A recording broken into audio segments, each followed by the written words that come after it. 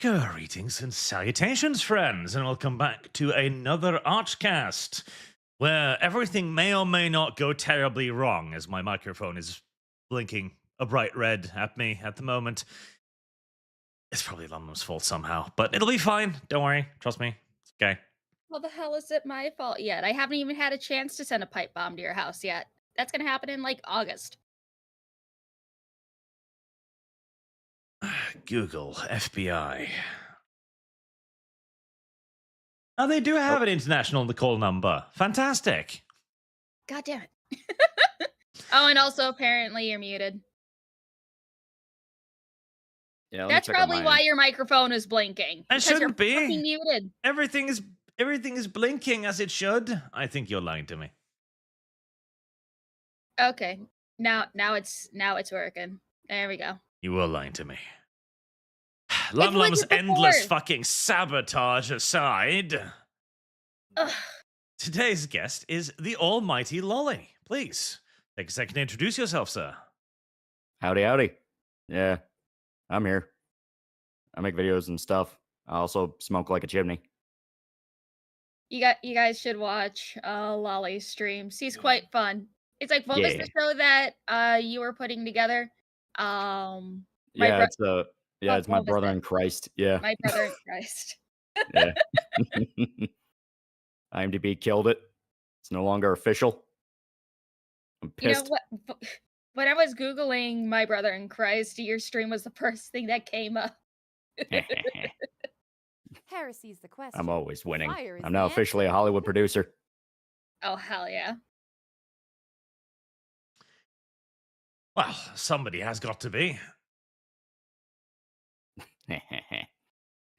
But yeah, no, like I mainly just Trick or kind of talk about treat, different so stuff, different fun stuff. Kind of just cover whatever I can, Talk about everything from weird, obscure Russian science fiction movies to whatever anime just came out.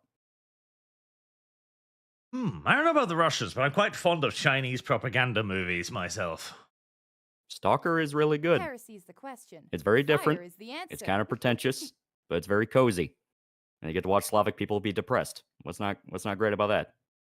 Well, You know I'll what, live you're right right. next to Finland. I think I've had enough of depressed Slavs for a lifetime. Hey, you know what? Good point. But see, I'm Service American. We consider that guarantees exotic. citizenship. Saunas, cursing, vodka, beating one another with birch branches. Yeah, see, we do that in America Heresy's too, the but it's in trailer question. parks. Fire is the answer. Yeah. Finland is, in essence, one large trailer park. It's not that much different. I don't know a lot about Europe. I just kind of assumed all of Europe was like a massive trailer park. No, the Germans prefer the term Heresy's the concentration question. lager. Fire is the answer. Yeah, yeah. Yep. I've seen Dachau. That place is just one big trailer park. Exactly. Lots of temporary buildings thrown up by people not too invested in the local environment, Yeah. burning their trash. God, Well, Pabst Blue Ribbon cans are all over the place for some reason. this is an awful start to the stream. How did we get here?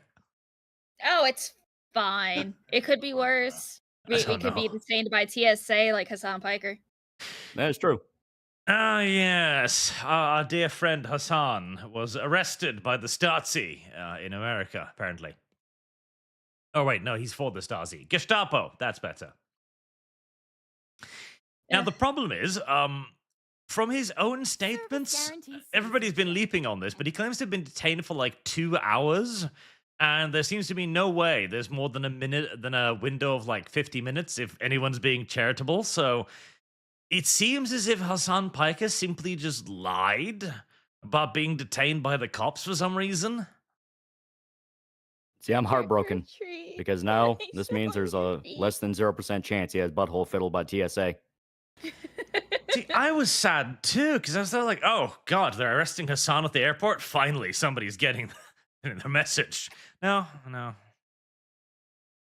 It's like that bit from South Park. It's like, all right, sir, I'm going to look inside your asshole. I am all for habitual, consecutive cavity searches of Hasan Piker and his ilk, preferably on a daily basis, if possible. I mean, he is on record showing support for violent terrorist groups. Clearly, he might be smuggling something to the various jihadists that he is affiliated with. Mhm. So spread that asshole, boy. I am all for extending his sphincter until he whistles when he farts. hmm hmm But It's just like Hassan has a endless victim complex that he wants to give himself, but no one will ever let him play the victim because one, he's rich, two, he has a massive amount of influence, and three, just people keep lifting him up to the point where victim status will never hit him. Oh yeah. I mean, more than that, like, wasn't it found out that his dad is like a major financier to like one of the top political parties in Turkey? I mean, So his not only is he entire rich, family is goddamn yeah, rich. yeah, Like, like yeah. not only is he rich, his family has like insane amounts of political power. Oh yeah, well that's why he is the way he is. He's the rebel child. Like, no, father, I will not persecute the Kurds. Son, it's in the family tradition. Please. Oh yeah. Oh yeah. Well, I mean, if even that, like for all we know, he's just spouting out the talking points his fucking family wants him to talk about. Mm-hmm. Um Alternatively, I mean, I think a bunch of these people have probably worked themselves into a bit of a furor where they think that what they did to others is going to happen to them. And personally, I am all fucking for it. But tragically, it doesn't seem like the Trump administration is moving in that direction yet. We can but live in hope. And so when they get stopped at the airport for a routine security check, they freak out and think they're being racially profiled or something. Yeah, it's like traumatized by like post 9/11 shit, and it's like, well, I mean, that was 25 years ago, and on top of that, yeah, we're not exactly traumatized by that. We want it to happen to you because we think it'd be insanely funny. You know, if we can't get Sam Hyde to fight him, we at least gotta get him raped by the TSA. At the very least, I think he owes us that much. Yeah, I'm willing to count that discount. I want to Heresy's point the out too, I question. don't Fire is recall the answer. country. But Hassan was stopped by immigration when he went to some South American country years ago. And they stole all of his camera equipment. He didn't complain Uh, about that, weirdly enough. I think that was Mexico because he went Yeah, I down to think that Mexico was for Mexico. vacation. Yeah. Yeah, they immediately sussed him out as like a rich dumb American, so they started quote unquote taxing him for like technology fees, which apparently, according to like local Mexicans, is like, yeah, no, they knew he was rich, so they were fucking with him. Yeah. Well, of fucking course. You show up as Hasan Piker, your fingernails painted black in a Mexican immigration line. They're Yeah, going to take your ass aside. What's in the bag, sir? Oh, a few $1,000s worth of various recording equipment. Oh. Well, you know that you can't import this into our country without declaring it, right? yep, processing fee, you know, bureaucrat fee. It's like the usual thing of once they know you're a tourist and that you're a rich tourist, you got a target on your back the whole trip. Yep. Especially as people forget, but you're not actually allowed to bring a whole lot of valuables into other countries without declaring it because, import laws and all kinds of smuggling and shit. We almost got dinged crossing over from Norway to Sweden once, me and my father, because we were bringing a robot over the border to show off to a company in Sweden that might want to buy them. And we didn't think about this, but we had like a robot to like $50,000 in the back in the trunk. And so immigration stops us over and go like, "Do you have papers for this?" Like, right. We do have that. Let me open my email. Because you can smuggle shit, of course. Oh yeah, oh yeah. Well, you know, it's like on the outside it looks like $1,000 equipment, but it might just be a shell holding like packet of drugs, money. Like they're well aware to different smuggling tactics. Oh yeah, and Mhm. even if it is just Guaranteed equipment for thousands citizenship. of dollars, like even that, you can bring cameras and shit to other countries and sell them. So Oh yeah, when they saw Hassan, they spotted an easy victim, and yet he didn't. That wasn't a problem. That wasn't the Gestapo coming for him, I guess. yeah. No, that was basic Mexican police. Personally, again, I am all for this. I actually want the US government to start cracking down on left-wing streamers these days. But okay, you know what? I won't even go that far. Only the ones that advocate for terrorism. Seems reasonable to me. Mhm. Only the ones I personally find disagreeable. Yes, we can expand the definition as required, but to begin with, Hassan's definitely at the top of the list. Oh yeah. Oh, for fucking sure. And it's like it's a tangent a little bit to the side of domestic terrorism and everything like that. Did you hear about the a guy in Michigan that was a National Guard but signed up for Al Qaeda? No. Yeah, that actually happens with some dudes who sign up. They decide they, for some reason, just get it in their mind, oh yeah, I'm gonna go fight for Allah, and they leave the service, take all that training they got, go join a terrorist group, and within like maybe a month or two, they're dead. But it's like this is funny because he was still active in the National Guard during this entire thing. Former Michigan, it says here, National Guardsman planned army-based attack for ISIS, prosecutor says. Yeah, he was recently kicked out December of last year. So he was only in there for 2 years. He was kicked out after he was found out about the whole terrorism thing. Well, domestic terrorism, but so I mean, I appreciate the ambition, at least. He's like, yeah, I'm going to attack an army base. Okay. Yeah, I'm taking a peek at the article right here, and I'm gonna say that name was I was not Yeah. expecting that name to pop up. Oh, I know. Ammar Abdul Majid Muhammad. Oh. Like, man, who could have seen this coming? Truly. Man, I don't know. Don't judge a book by its cover and all, but this one does have the Quran written on the outside. Has the Quran, and the subtitle is "How to Kill American Idiots." Oh boy. Oh jeez. Holy shit. Planning a mass shooting at the Army's Tank, Automotive, and Armaments Command. So he wasn't just going to attack an army base, he was going to attack a tank depot. Motherfuck. Okay. Terrorist he may be, but the man clearly had balls. Yeah. How did he envision this was going to work out? Yeah, that's actually a good question, because I mean, if depending on where their armory's at, they could have loaded those tanks up real quick and just turned them into paint. Yeah. Yeah. I mean, again, respect for picking the hard target, I guess. Yeah. Huh. Although, to be fair, these days, that name, he could be English. So, Yeah, that is true. He might be from Birmingham. yep. We shouldn't make too many assumptions just based on that. Yeah.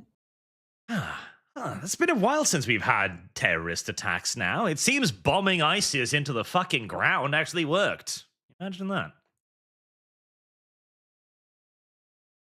The old Canadian adage of if you kill your enemy, they win appears to have been proven false yet again. Gods. But yeah, this whole Hassan thing looks like bullshit. Lied for attention. That seems like it. And because Hassan is not very bright, he's been pulled out within hours. Yeah. Well, it's really convenient this all happens after the whole H3H3 thing, where H3H3 basically raked him over the coals for being so vocally anti, I guess, just Israel at large. And Ethan kind of showed, like, do you have any idea what's actually going on in the conflict? And kind of made him look like a complete idiot. Mm-hmm. Yeah, absolutely. And Hassan's getting dragged by everybody right now. I think even Asmongold was talking about how this entire thing is an obvious lie. Oh well, poor little Hassan. He has to be upset about Oh, yeah. something. I'm sure his uncle just gets some more and more disappointed every time he speaks at this point. Yeah. I mean, This it's is- like, okay. I would love to see the comparison of the families to see who's more disappointed in their family member. Either Johnny Somali's family or Hasan Piker's family. Who would be more disappointed? Soon, Jomi Somali's family aren't actually proud of what he's doing. Well, it's probably easier to say that Johnny's family's a little bit more like, what the hell are you doing? Simply because, say you want about Hassan, the guy is rich. He is pulling in a lot of money. Johnny barely is even pulling in money. He's been banned from like multiple streaming services. He's not allowed to make money off streaming. Like every single thing he does just kind of seems to be like, is this some like weird convoluted suicide plan? Because he's ruining his life to a degree of like, what's even the point of this? You're not even getting anything out of it. It's so stupid. And I was watching some recent videos, and apparently when he's sober and not drunk, he is like, yeah, this isn't exactly worth it. This is stupid, whatever. But then like an hour later, he's drunk off of his ass and doing stupid shit again. But apparently now he is facing potentially 31 years in jail because another deepfake charge was added to his charges. His court date was, I believe, yesterday for his second batch of charges. Is that Yeah. still in Korea? Yep, Yeah, it's South in Korea.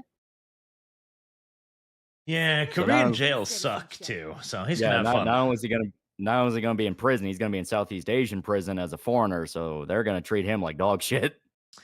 Yeah, and the Korean prisons are just bad. Very bad. Tiny little rooms with a bunch of dudes in it. He's gonna be the one black guy. Well, especially when you look into like he was going around sexually harassing women, going around picking fights with people. He like rubbed his dick on like the memorial statue for the murdered comfort women. That is like a really big deal in South Korea because that involves World War II, and they still have a lot of very, very big tensions around that. So he's basically setting up the exact situation to get stabbed in prison. Yep. Yep. And since he's probably going to be sharing a cell with like a half a dozen other people, Johnny Somalia's in for a hard time. I mean, that room still looks better than some American prisons I've seen. Yeah, but that's because Americans are fucking savages.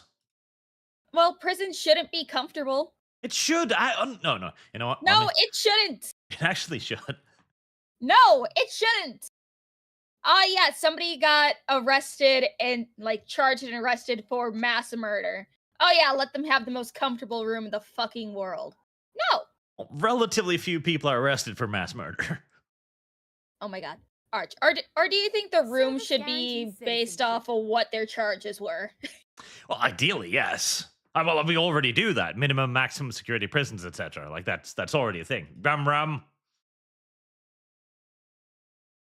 Again, But- I don't think they should be comfortable at all. If anything, the little flimsy mattress that they have is already too much. Make them lay on the floor.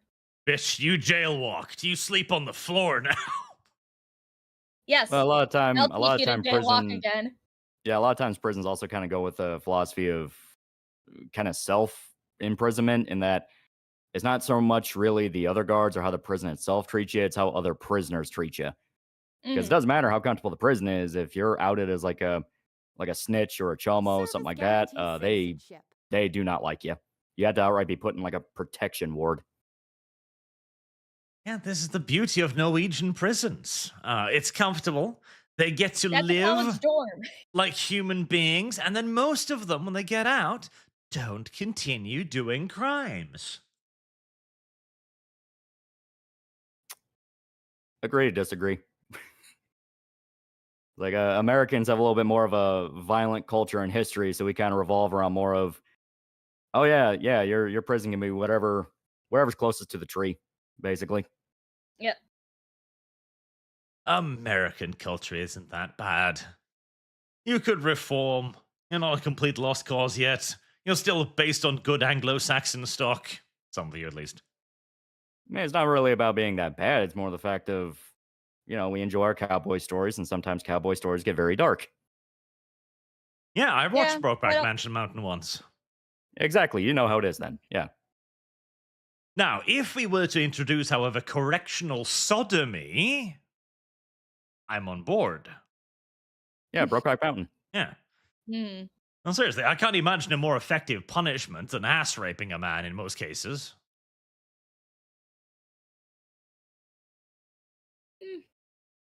I'm just gonna let that statement sit so it can be clipped out of context.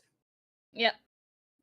Although the Scythians had an even better idea, I suppose, and, well, as Lumi just beautifully demonstrated, jaywalk, sleep on the floor, hand the correctional system entirely over to women. A handful who will survive, who will never return. I mean, hey, if I had the opportunity to just absolutely gun down anyone that is a convicted pedophile, yeah, I will happily gun them down as soon as they reach the prison gates. It's like, okay, what are you here for? I did this. Just shoot on sight. Okay, what are you here for? It's like that scene in Schindler's List where they were just going down the line shooting random people in the crowd. Yes. Yeah, that's Lumi. I can see how it works. Inside of every single woman is a die-hard fascist. Depends. Okay, all right. Now I need to find this picture. Hold on. Trick or treat. Can I Are there any smell Virgin your windmills on this picture? Should I be taking this down? No, they're too small. It's fine. No. feet? No, just eagles. I should be photoshopping Lumi's face onto this guy now. Yeah, Ralph Fiennes, yeah. That is an interesting little movie right there. It is a fascinating little movie. Yeah, it's really good. Schindler's List is very Lumi's List. Yes. Boog, Gwimbus, I know you're listening. Lumi's List. All right. But besides Lumi's obvious need to never be placed in any sort of a position of authority over literally any other human being or animal, let's be frank here. There are others who should not be put in positions of authority either, as we've... See, this is from one genocide to the other, albeit, Manga Dex getting purged is a pinch less severe than the thing the Germans did in the middle of the century, so fair enough. Trick or treat. But still, Manga Dex, which I believe was one of, if not the largest, basically aggregate manga websites around, was issued a DMC takedown notice with apparently 1,016 titles. Going to this post here. Oh, the first goal was reached. Right. Small lum, and then we'll queue up the baby catapult. I hate the baby catapult. You're supposed to hate the baby catapult. It is very much so intentional.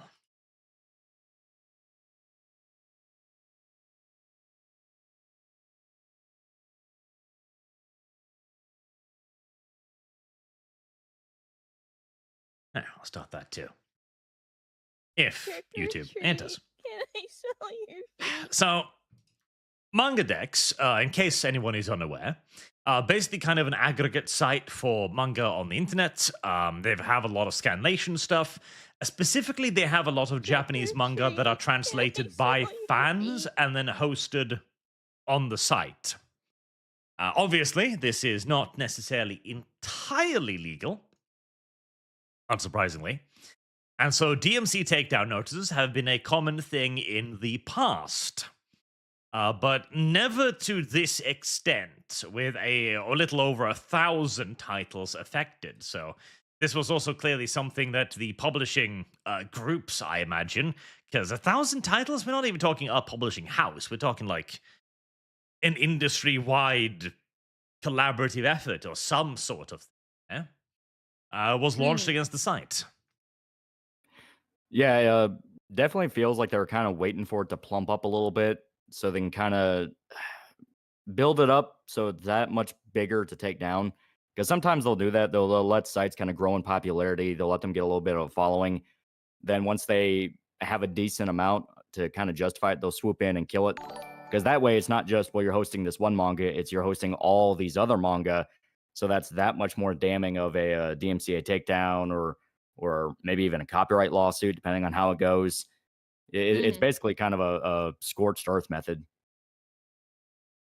It's like, this is why you archive everything. If you have the ability to download everything to your device locally, do it, store it, because from what I heard, there's some manga that were on there that is literally not available anywhere else anymore. Oh, There's yeah. things that are now lost media. Yeah. either because the series are too old or they're just picking up steam and they just never left Japan yet. There's a lot of stuff on there that, I mean, it was literally the only way to read it. Yep. There was the author of Love Hina, I believe, was launching a manga preservation initiative where he had a website where he was trying to host a lot of the old mangas. Because a lot of this was, of course, never scanned and never preserved or never kept anywhere where they could be maintained. And so a lot of this is literally just fan projects where fans find old copies, they scan them, in many cases translate them, and of course then make that media available in the West, where by and large, despite increases in the infrastructure surrounding anime and manga recently, most of this shit still isn't available in the West, and certainly not translated. Yeah. Mm. A lot of the fan translation circle is literally just college kids who are trying to learn Japanese, so they do it as kind of like their project, but ends up kind of blowing up from there because, shocker, it's really hard to get Japanese media that's not fucked over in some capacity in the West. Hell, for the longest time, JoJo didn't even have official Western translations until well after the anime came out. That's where you have like the Dwang translations, where that was literally just some Chinese guy who loved JoJo and was trying to translate JoJo to the best of his ability, even though he was just doing the best he could when he was just one guy. But that was the only way people could read JoJo for a little bit of time. Yeah. I mean, it's like, even if we look back to anime in the early to mid 2000s, or like, early 2010s, where it was just people in a college dorm doing fan dubs for it. And that's how Funimation was made, because of college students just fan dubbing everything. Yeah. I mean, that's what kicked off. That's kind of what kicked off the localization industry, because it was basically people didn't have the ability or access to watch the sub versions with proper subtitles. So there had to be some kind of dub to it. So eventually just kind of bloomed up into its own little industry. I mean, hell, everyone knows the story with Dragon Ball, where Dragon Ball was kind of like the thing to kick it off. Yep. And then, that of course, never there's the stopped. translation problems, too, where you have localizers, which have done. I mean, the famous examples, this one, I think, someone changed the line, "Who knows, really?" to "All property is theft." Yeah. Tons of examples of this. Tons. The dragon one, Lukua, is another one. It's like, oh, I was just sick of the patriarchal standards, so I changed. You can't even trust this. At least the fans, when they translate it, at least they're translating it out of passion and interest for the original product. Oh, yeah. Because hell, being a Persona fan is kind of a nightmare when you figure out how much of the scripts have been changed from east to west. To the point that's honestly shocking that some of the games are even as accurate as they really are in some cases. Like hell, Persona 1, when it got localized, completely removed all references to Japan and put it in like California, to the point they had to make one character black for no other reason to establish it's in America. Mm-hmm. And it was the hip hop kid, which yeah. What is the defining feature of America? Black people. Yeah. It's like, I haven't even watched the newest sad, pathetic attempt by Netflix of making a Americanized version of anime. I've completely forgot what it was called, but I haven't even seen the original animation yet. Kakaguri. Kakaguri, yeah. Yeah. Oh, It looks so fucking bad. yes. Well, that's one. Yeah, that's one. As soon as they announced they were doing that, you could already tell. I was like, you're not gonna do it. You're not gonna do Kakaguri right, because Kakaguri's batshit insane. Yeah. There's been all kinds of like horror example of that one. What was it? So they had one of the girls turned into a dude. That was one thing. Yep. Mhm. They had Muslim kids participating in the gambling because they're like, well, that's diversity. She's a Muslim. Like, yes, but not Kinda quite how forgot their about one religion of the- works. Yeah, kind of forgot one of the tenets Islam. Yeah, hoopsie doopsie. And also- of course, the fact that none of the characters look even remotely like they're supposed to. Well, no, you if you want to know the worst part, okay, so the synopsis of Kakaguri is you have like this school full of rich kids, and their entire culture is around gambling. Every single issue in the school is solved by gambling, whether it be actual legit gambling like blackjack or full on death games like Russian roulette. The main guy is a really bad gambler and ends up becoming a slave to one of the girls, because that's it. If you bust out at the bank, you become a slave and you have to do the bidding of the rich kids and they can do whatever they want to you. They made the main guy black in the Netflix version. Of Yes. course. And then there was everyone's favorite adaptation, Death Note. But the only good thing that came out of the Death Note adaptation was Willem Dafoe as Ryuk. Yeah, That was a good cast. yeah. Willem Dafoe as Ryuk actually works. And it's who's like even? I don't know who the chick with the blue lipstick is, but as soon as I seen her, this was the first image that came into my head. Yeah, SpongeBob so with blue coral number 5. She's either the other main girl, like the blonde haired chick in the anime, or she's the eye patch chick. I'm confused too, because I mean the blue lipstick is very characteristic of one of the main antagonists. Yeah, I know she's supposed to have an eye patch and is supposed to be blonde. Yeah, but that's the crazy chick. The crazy chick didn't have blue lipstick, did she? crazy chick had lipstick. I don't remember what color, and she wasn't blonde. She had black hair.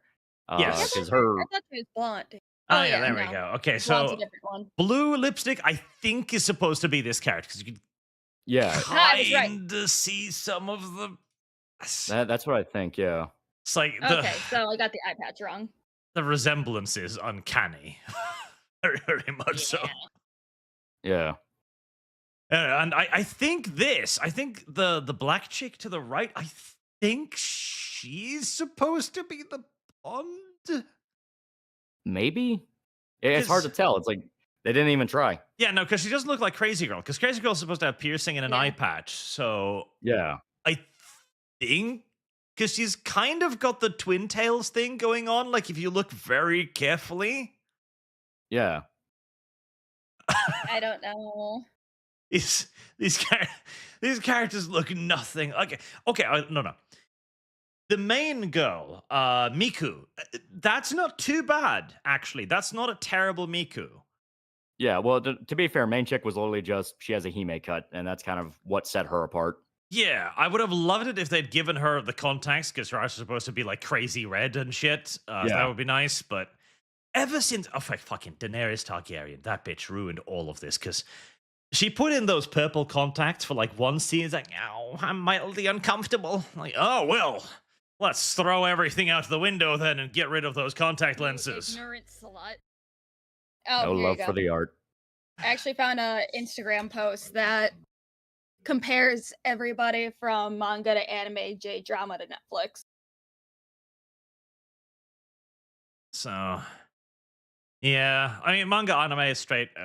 J-drama.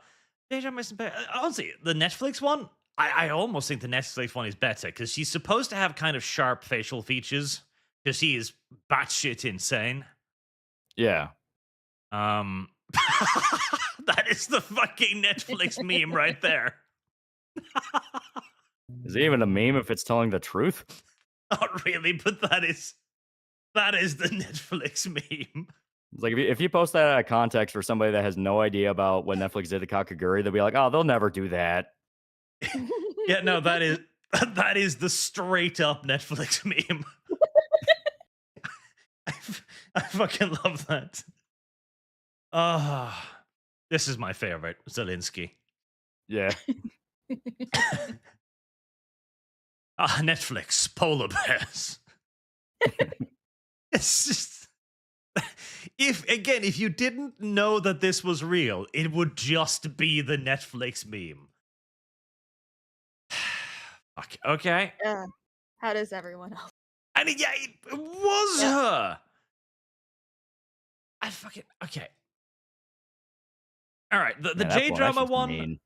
The J drama one isn't perfect, but at least she's got that conceited Ojo-sama thing. At least they lightened her hair a little bit, you know. Gave her the lipstick. This chick, I mean, fuck, they didn't even try. They tied her hair up and it's like, Yeah, that's good enough. I mean, that's just mean. It's like they kind of set those actors up to fail. Honestly, like, I wonder how this works. 'Cause I'm sure you've seen the Severus Snape casting of the black guy, right? Yeah. At that point, when you know you are being cast as a pale, hook-nosed white character, as a black man, I genuinely wonder why you just don't go like, nah, bro, not interested. You have any idea how much fucking shit I'll get for this? Mm-hmm. Like, no matter, he could be the best Severus Snape ever. His performance could be mind-blowing, and people would still go like, dude, why? Like it's not really as good as Alan Rickman. You know, Alan Rickman looked a lot like Snape. He looked perfect. Absolutely perfect. Yeah, he's literally Snape. Yeah. I mean, it's like, heck, for the new casting, we had, like, I forgot the actor's name, but we have the dude that played Kylo Ren right there. Yeah. No, he would Literally. work. Looks the part. Yeah, John Boyega. Yeah. Yeah, jump Yeah. like But you know you're being set up to fail at that point. Surely. Same with this girl. It's like, oh yes, I'm going to play this this beautiful blonde Ojo Summer. Like, ugh. It's like in their defense, they're just taking the paycheck and going home. But it is one of those of, man, if they start stumbling in their career, they absolutely have the right to blame Netflix and go like, hey, I could have gotten Adam better Driver. roles, but Yeah, that's but the name. Adam yeah. Driver. but I everyone only knew me from the shitty Netflix show. I mean, to me, this just looks like a fucking career killer because nobody's gonna like her. Nobody. It is her. Okay, well, Yeah. again, they didn't. Well, okay, same thing. Netflix only tries with one thing. Like blonde chick, oh, her hair is tied up. Let's do that. Blue lipstick. Let's do that, and just let's smear it on there. They could have gone with a lighter shade at least, because that looks like hooker lipstick. Yeah, no, because her lipstick isn't supposed to be that overpowering. There's supposed to be a hint of it. Yeah. Mm-hmm. Netflix. Did you? Yeah, they didn't even try with the mask. Yeah. What? Why the? But no, the mask is kind of important because she's her like sister. Like they're supposed to be. They're They didn't even try. They're supposed to be mystery there. They just gave her a COVID mask too. Listen, we have these in excess store. Okay, slap it on. Oh yeah, this one. The fuck. It's just a man. It's just a dude Yeah. now. It's a Yep. man. It's a man with a fucking. I forgot what those hats are called, but he just looks like he's from Canada. Yeah, got like that fucking strange brew Canada hat. Yeah. Oh, Yeah. we have a name for those Norwegian. Bear pussy. Okay, yeah, that's close enough. that's Because they're fair. hairy and warm, lum lum. Why? Why is bear pussy hairy and warm? Well, it's a biological Shut up, debate which no. we're getting dragged into Shut now. Shut up. What? They couldn't even find the correct gender. That one actually isn't that bad. Like this one is better, but at least she looks crazy, I guess. The hair is It's- still completely off. Yeah, the hair is Yeah. completely off. The eye patch is kind of off too, because it's supposed to be the not like the eye patch is supposed to be a nurse eye patch thingy. I mean, she looks like she's from Portland. Oh, Why is and this a man? he's a dude too. Okay. Yeah. Wait, that's the best friend, isn't it? God, I don't really remember her. I think she was one of their friends. Yeah, I think she's supposed to be the MC's best friend or something. Okay, so the MC's now a black guy, and his best friend is some fucking Dutch looking dude. He looks like he's Yeah. wearing lederhosen. That upsets me. So yeah, is anyone surprised that people are a bit upset when the actual source material, often translated by the fans, is taken down? Because, I mean, you're not going to get a better alternative. And even if the West does adopt it or translates it, best case scenario, you'll get a bad translation. Worst case scenario, you'll get this. Oh yeah. So, Well, do you want yeah, to it's do a a review of this? but yeah, no, it comes down to that classic issue that anime manga has been dealing with literally for decades, and I mean decades. The people that it's their literal job to translate it and bring it over want to act as like a middleman, and they just do not care. Like they Mhm. don't care, they don't give a shit. They just see it as like another name for the pile. So they're like back in the like 80s, 90s, technically even 70s, because America was getting some stuff in the 70s. A lot of time what would happen is they just wouldn't get the scripts. They wouldn't send over the scripts or they wouldn't have access to them. And they're like, well, we don't know what to do. Well, just make something up, get it out the door. Who cares? And that usually be what caused a lot of it. But later on, even though it's become easier than ever just to literally send over a PDF of a script and be like, oh, yeah, go with this or something like that, they just don't want to. They do not care. They have no respect for it. They don't see it as a legitimate medium. They just see it as slop. So they're going to treat it like slop. Yeah. It's like it's sad because this is the trend with anything that becomes popular and mainstream because now it's just all about the money. They don't care if it pisses off the main core fan base as long as the everyday person or casual anime watcher enjoys it and they get money out of it, they'll just keep doing it.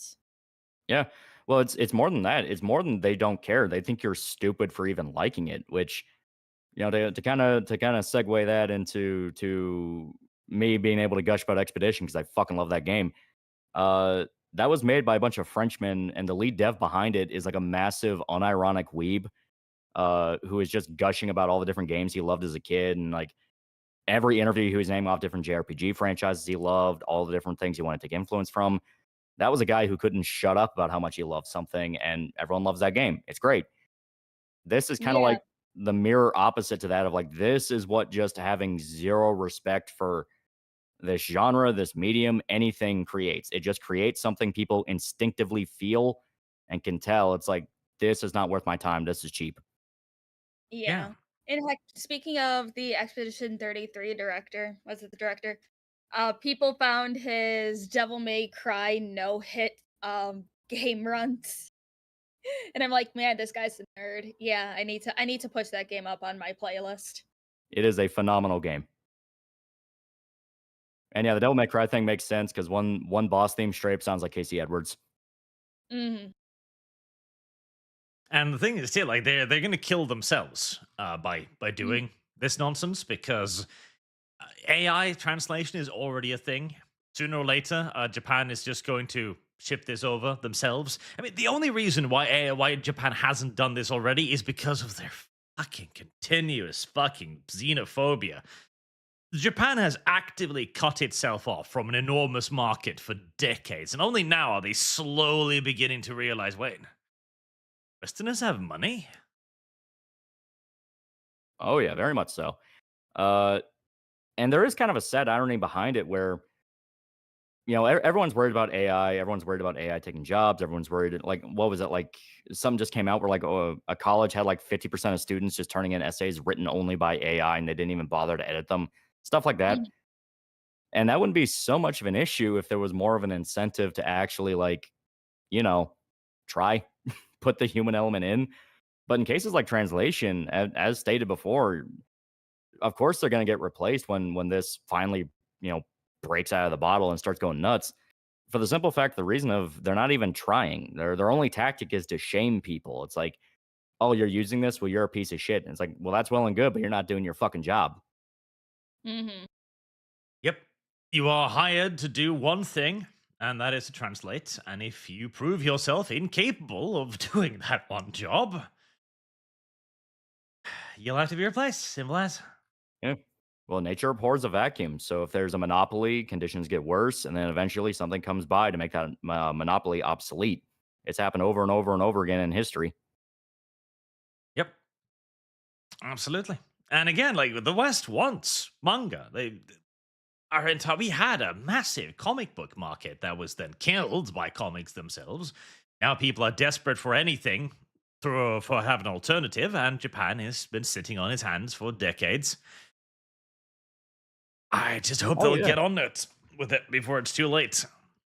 Oh yeah, well, manga is kind of what I'm talking about in regards to when a monopoly starts to fall apart. Because comics for a while, uh, and I say for a while, I do mean a while, because comics been going on for almost a century now. No, more than a century if you want to get really technical. But back before you had like Comics Code Authority and the centralization of the big two, there was all sorts of different genres out there for comics. I mean, there were horror stories. That's where you get stuff like Creep Show. That's where you get war stories like Charlie Wilson's War. I mean, there was a bunch of different stuff out there for anyone who wanted to read anything. Some guy might want to read Superman, another guy might want to read Creep Show. It was all out there. But thanks to the Comics Code Authority, which was trying to put like the rules set for comics and things like that, a lot of those genres had to fade away because not everyone could follow those. A horror story explicitly trying to be grim and brutal and dark couldn't exactly tighten itself up to be for kids. It's not how it worked. Uh, Yeah. so when Marvel and DC kind of took over and took over the world, that kind of created that condition for a monopoly.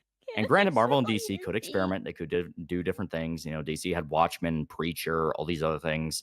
Marvel had like Punisher, Max, Blade. Guys who would get weird and a little bit more out there. But over time, it's just kind of all become, like I said, into the slop range of just these people will buy fucking anything. We don't even have to try anymore. Well, then manga blows up, and manga's the exact thing people wanted pre CCA. Yeah. And again, like the stuff that came before, you had comics like Battlefield with a dude flamethrowing people on the front cover, choking Yeah. them to death and shit. This was just normal. Yeah, it was completely normal, and it was all over the place, and people could buy whatever they wanted. But comics kind of got greedy. They got stupid. They thought that they'd always be in control, and eventually they ran into a situation where they weren't, because there was that period of time. I think it was like right as COVID kicked off, because it was one of the things that really pushed the anime manga boom in like the 2020s. Where like what was it, like Demon Slayer sold more volumes than every single Marvel comic combined. Yep. Mm-hmm.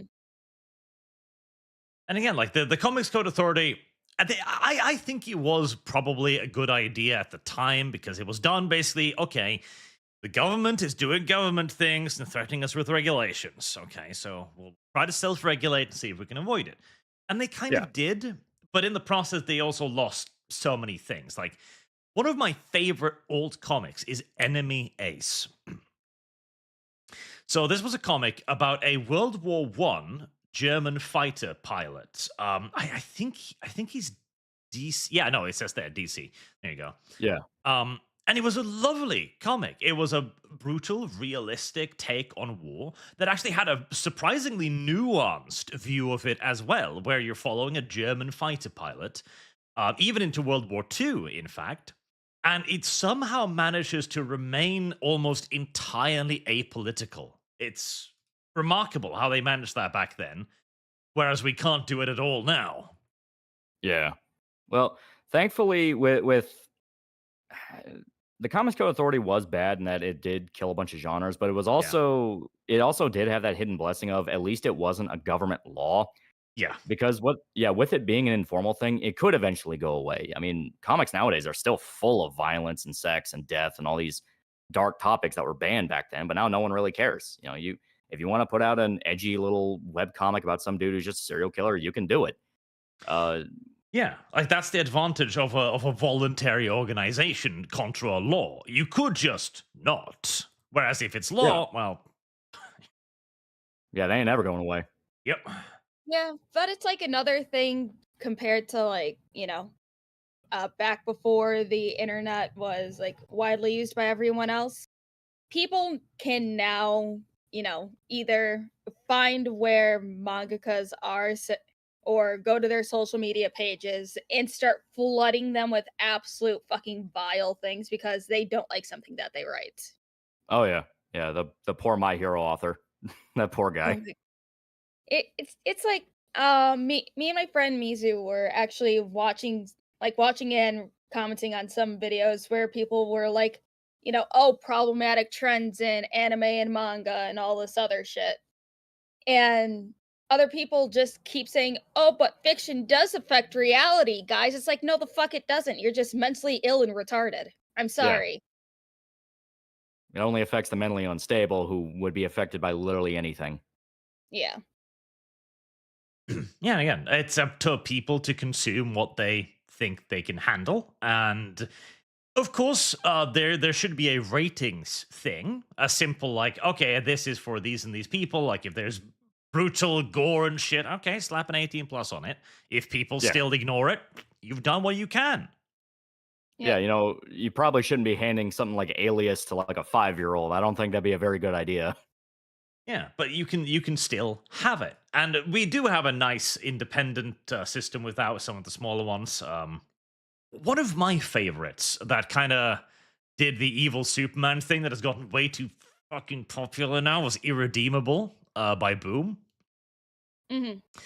That is a brutal fucking series, specifically designed to be brutal.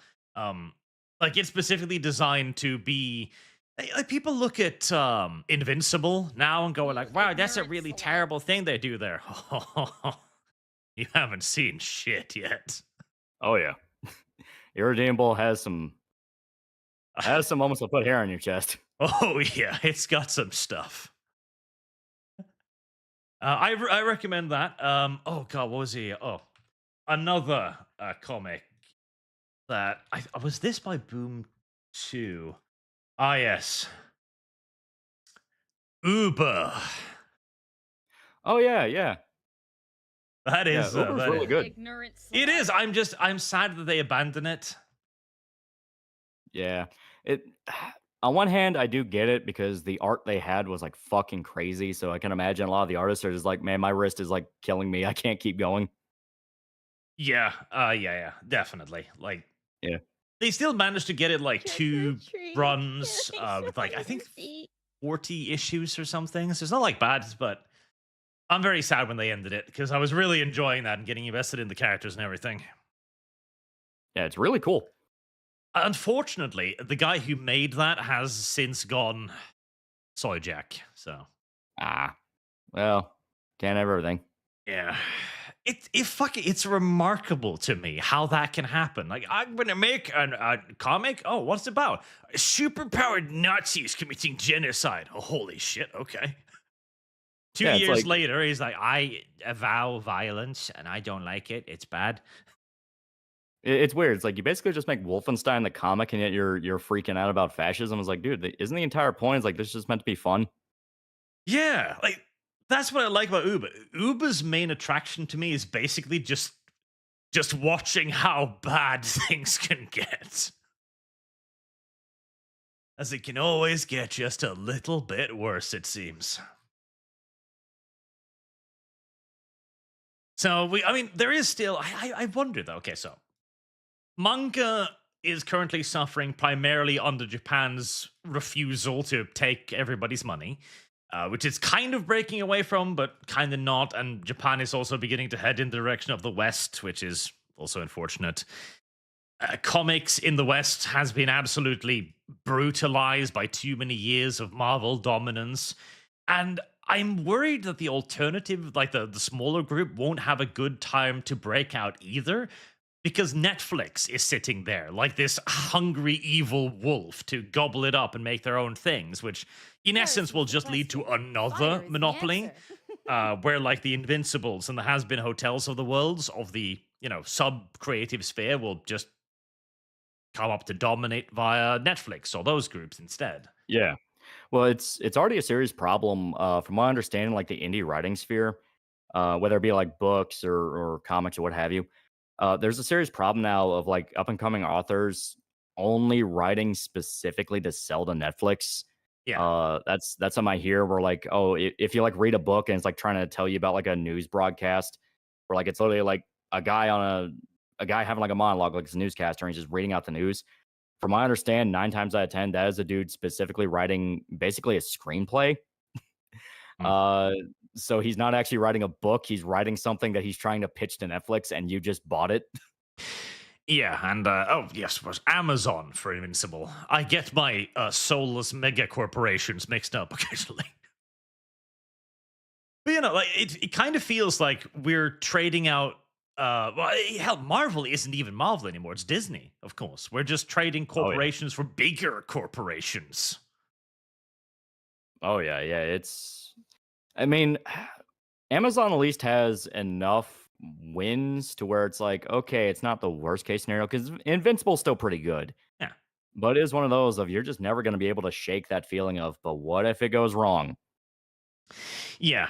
And again, like I hate the kind of like need lie, because then you become that all of that cool stuff, all of the Ubers and the irredeemables of the worlds, they will never be given the same love and attention, or the same even in comic books form or in animations or anything, because the people that are looking for these things are looking for very specific things. Invincible hits that kind of weird line of edgy enough to draw in a lot of attention and safe enough to not be, the Ubers or the irredeemables of the world.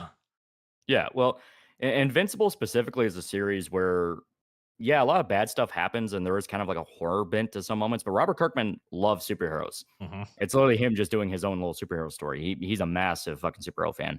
Hell, he wrote for Marvel for a number of years. Uh, so Invincible is not trying to be anything but just kind of a bloodier superhero story. It's like getting into like the edgier parts of Marvel. Yeah, exactly. A bloody superhero story is how I'd literally describe it. Yeah. Meanwhile, you look at something like The Boys, which is also on Amazon, and God, what they did to that is heartbreaking. You know, Yes. not just because, not just because obviously The Boys is up its own ass and every other post is just, hey, Homelander's Trump. It's the fact they were able to successfully like gaslight people into thinking the comics were never good. And I'm someone, I read every single Boys comic. I fucking love The Boys. It's edgy as hell, but I love it. I love Garth Ennis as an author. Service So guarantee here I citizenship. am, like at season 1, going like, yeah, it was pretty good, but it didn't really introduce a lot of elements from the comics I really like, and I'm not a big fan of how they ended season 1.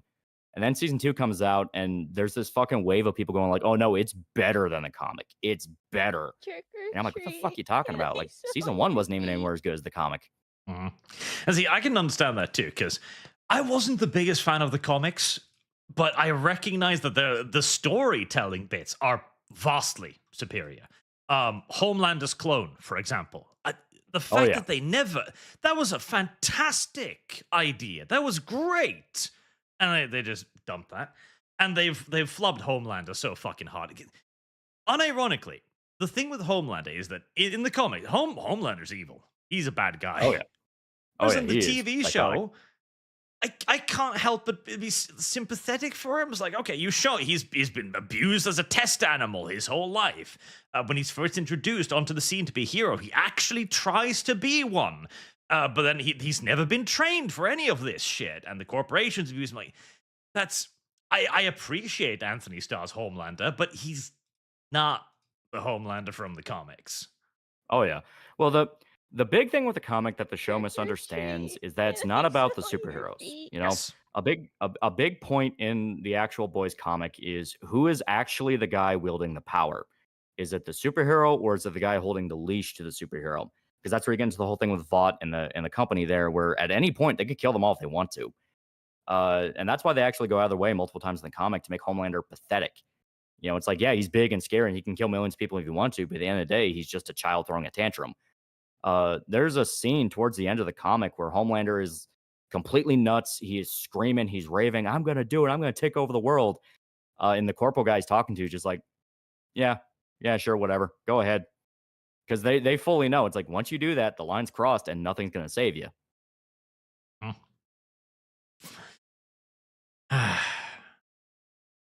I do hate the fucking direction of all this stuff. It's just, Yeah. we're never gonna see like a Enemy Ace animation, because it's a different kind of edgy, despite being better in my opinion almost every way. Oh yeah, like it's just the supreme lack of authenticity, I guess, best way to put it. Yeah. Dumbing down, and also it's partially the audience fault. I will blame the audience a bit for this, because we have we've seen this in gaming too, in all of these spheres, where you have a brand new generation of people who have never experienced the old school entertainment, Trick right? or Who treat. doesn't know how Make good all your things feet. were, and so now they're coming into the current age of going like, oh, this is amazing. Like, dude, Yeah. Well, it's like put in perspective, as kind of a self-referential thing, and probably because some people in the chat are probably sitting on pins and needles for me to talk about it. Like the Berserk video I did, like I discovered Berserk when I was in high school. A buddy of mine told me about it, and I asked my brother about it. He said, "Oh yeah, check it out, it's really good." And I read it, and I fucking fell in love with Berserk. Berserk Mm. had been going on by that point. This was like 2014, 2015. No, it had to have been earlier, so like 2013. So Berserk by that point had been going on. It started in 1989 up to 2013. It's a little over 30 years. Uh, so Berserk is this little 80s series that it had a lot of prestige to it, and there was a lot of stuff and influence, but people just kind of always knew it as like a cult thing. It's like, oh, that's that thing that inspired Dark Souls. That's that thing that kind of inspired the edgy pro tag with a massive sword, that whole thing. And it was after Miura died, because he died 2021. Yeah, it was like a year into COVID because I was still with my brother at the time. Yeah, so he died around then, and that is when Berserk fucking exploded. Like millions of people were wanting to get into Berserk. They're like, wait, what happened? Who is this guy? And the Berserk video I did ended up being kind of a vehicle for a lot of people to get into it. Mhm. Yeah. I think, Lumi outright said you watched it, right? Yeah, I watched it, and like thanks to my community, they got me all 14 volumes of the Berserk Deluxe edition that I have sitting on my bookshelf now. Yeah. I did members only streams of me reading through it for the first time, and Jesus fucking Christ, that story just grabbed me, hooked me in, and I wish I could reread it for the first time again. But Yeah. I enjoyed it, and like I knew that it was a huge cultural influence and everything. I knew like some parts of it, but I only knew like some popular things. I didn't know a lot of details. I knew everybody hates Griffith. I'm like when I was reading through the Golden Age arc, I'm like, "Oh, he can't be that bad." The Eclipse shows up. I'm like, "I fucking hate this man." Yeah. And what set Berserk Um, apart and why a lot of people latched mhm. onto it is when you understand Kentaro Miura's kind of whole history with manga and knowing just how insanely driven the guy was, This was a Yeah. guy who at the time was working on manga like Hajime no Ippo. And the creator of Hajime no Ippo, because he worked as one of the guy's assistants, literally sat Mhm. him down and said, "Make your own manga. You are too good just to be one of my assistants. Fucking do something on your own. I can't teach you anymore." That was the exact wording he used.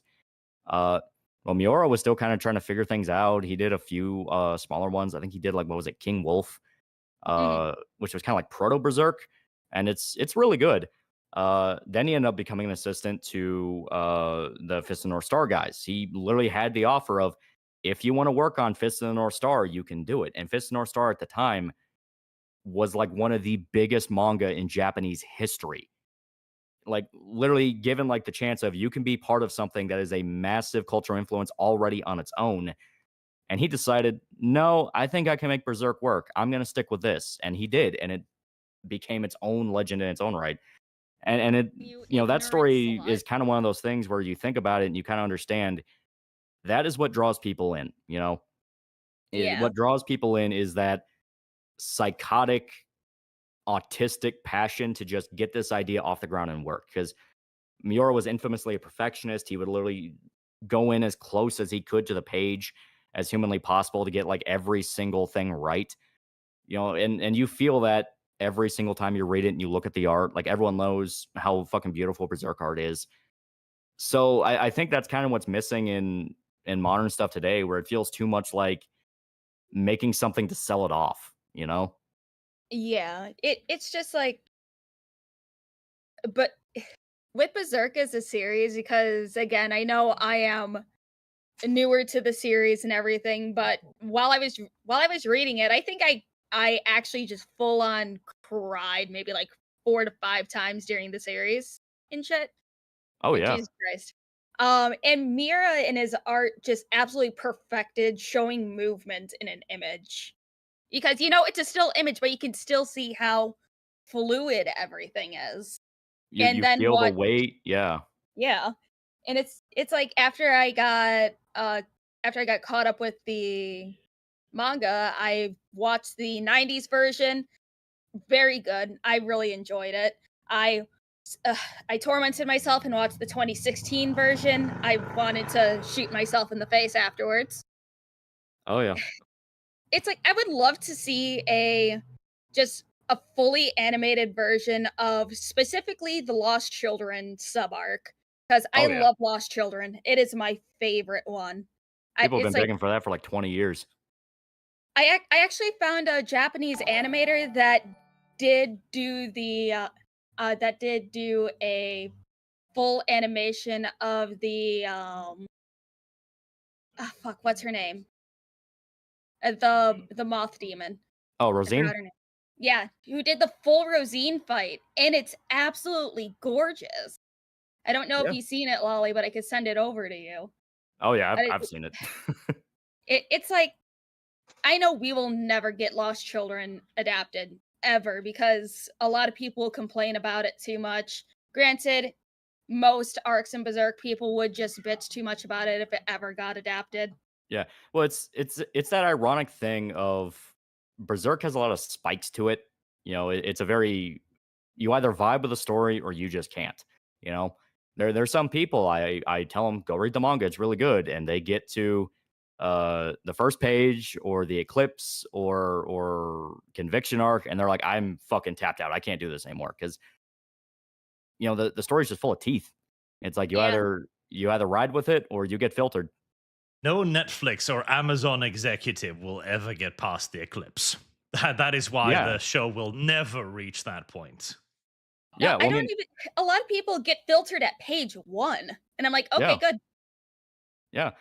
Hell, like even before the eclipse, you have like the thing where Guts is raped as a child. You have the whole thing of you know, all the different psychological issues he deals with. There's so many different intricacies and details in it that are just not something a general audience would like or even be able to handle in a way that they would get what the story's going for. I mean, we live in an age where the red wedding is held up as like the ultimate peak edge. I was like, God damn. They Yeah. tease that shit for like 2 episodes. At least in the book, they tease it, but there's a sense of dread. Whereas in the TV show, they fucking belabor that point so fucking Yeah. hard. Yeah. I think in the book, there's like one reference to something being weird, and then boom, the wedding happens. Yeah, I think Mhm. the only reference is that they lock up the wolf. Yeah. And that's like the it. only. Yeah. Yeah. Everything else is just like, oh, no, the wedding's perfectly fine. Then the doors lock and everyone dies. Yeah. But that again, like that comes back to the thing that we are now in a generation of people who have never experienced a whole lot of entertainment, and to them, what might be fairly basic to the rest of us is absolute gold. And Yeah. it's Well, very, it's. very hard to talk Yeah, them out of that. It's basically safe edge. They want edge, they want edgy material, but they want it to be safely edgy. Safe edgy, yep. Yeah, because Berserk is like, no, shit just happens. Shit happens, and bad things happen to people. While something like a more safe edgy story, it is something like The Boys, where a bad thing can happen, but it's usually just to some nameless guy that shows up just to show off some guy's new powers. You know what I mean? It's not really someone you're meant to care about. It's not really anything that is meant to have any long-lasting impact. It's just shock value. While something like Berserk, it's like bad things happen to people that you are well aware of. Yeah. I mean, the chick in the boys, the Wonder Woman knockoff. What was her name again? Queen Maeve. Uh, You yeah, you have ignorant Queen slut. Maeve. I was thinking of Stormfront, where Oh, where Stormfront. Ah, yeah, yes, Queen Stormfront in the Maeve. comic is like the actual literal Nazi, Oh, yeah. and they are not shy about him being a Nazi. Then you Yeah, get to and also the Stormfront show. the man in the comic, not the Because Yeah. Wonder Woman in the Queen show. Maeve is the perfect example of that. Because Queen Maeve shouldn't have fucking lived. There's no way she should have fucking. And I hate the fact she makes Homelander bleed. Like, I don't care Mhm. how much she works out. There's simply not. This is not the same power level. This isn't Wonder Woman. Like, that's why in the comics, when she hits him with her sword, he goes like, "It's a prop, you dumb bitch," and backhands her. Backhands her head off. Yeah. And they let her live after throwing her out of a building on the end of an explosion. Like, bitch, dead. But again, it's safe edgy. The important people can't die. They can never be truly hurt. They can never be truly inconvenienced. Yeah, well, what was it? The showrunner literally came out and said, "We're not going to be the show to kill a major lesbian character or something like that." Yep. Just fully admitting they wussed out. Yep. Yep. And again, like it reduces the impact, makes it less interesting. Because again, in the comics, when she tries to hit him, the sword just shatters on his head. Yeah. Because and again, the point there was she'd bought into her own legend. She's like, I'm an Amazonian princess. Like they found you in Nevada. Yeah. Calm down. Also, it's her way of mainly just kind of distracting Homelander while Starlight got away, because she kind of went in knowing she was going to die. Mm-hmm. But we can't do that. And I recently watched a show that is a wonderful demonstration of this. Let's see if I can find. Oh yes, there we go. There was a Green Lantern animated show in 2011. Here we go. Did either of you watch this? I've seen stuff about it. I've not sat down to watch it. Yeah, I've seen some stuff about it. I was gonna skip it because it's 3D, and I'm like, nope. But Boog, one of my friends, was like, no, it's actually really good. It's a one season wonder. So I was like, okay, and it was 3D and one season. It's got to be garbage. It's quite good. It is very good. It even has like impactful deaths in it. And whilst watching it, I'm sitting there like, this is really good. And I see why it never got a second season, because kids watching this on Cartoon Netflix would be fucking crying right about now. Okay, well, the man I hear that, I start thinking of like, so it's a little bit like Justice League Unlimited, because that was kind of fucking good. Oh, I love Justice League Unlimited so fucking much. And yeah, a little bit. If you liked Unlimited, you probably will enjoy this. Okay.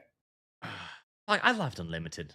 Okay, Unlimited for a day, those of you who might not know, was the Justice League, but Unlimited meaning they brought in everybody, all kinds of crazy characters from all across the timeline. And I really loved that because they did shows, they did episodes with usually like one of the main big guys and then a bunch of other people to introduce you to them. I really enjoyed that. I loved the episode where the unpowered people, like the Night Dude and stuff, is fighting this crazy generals who turn himself into a Hulk monster.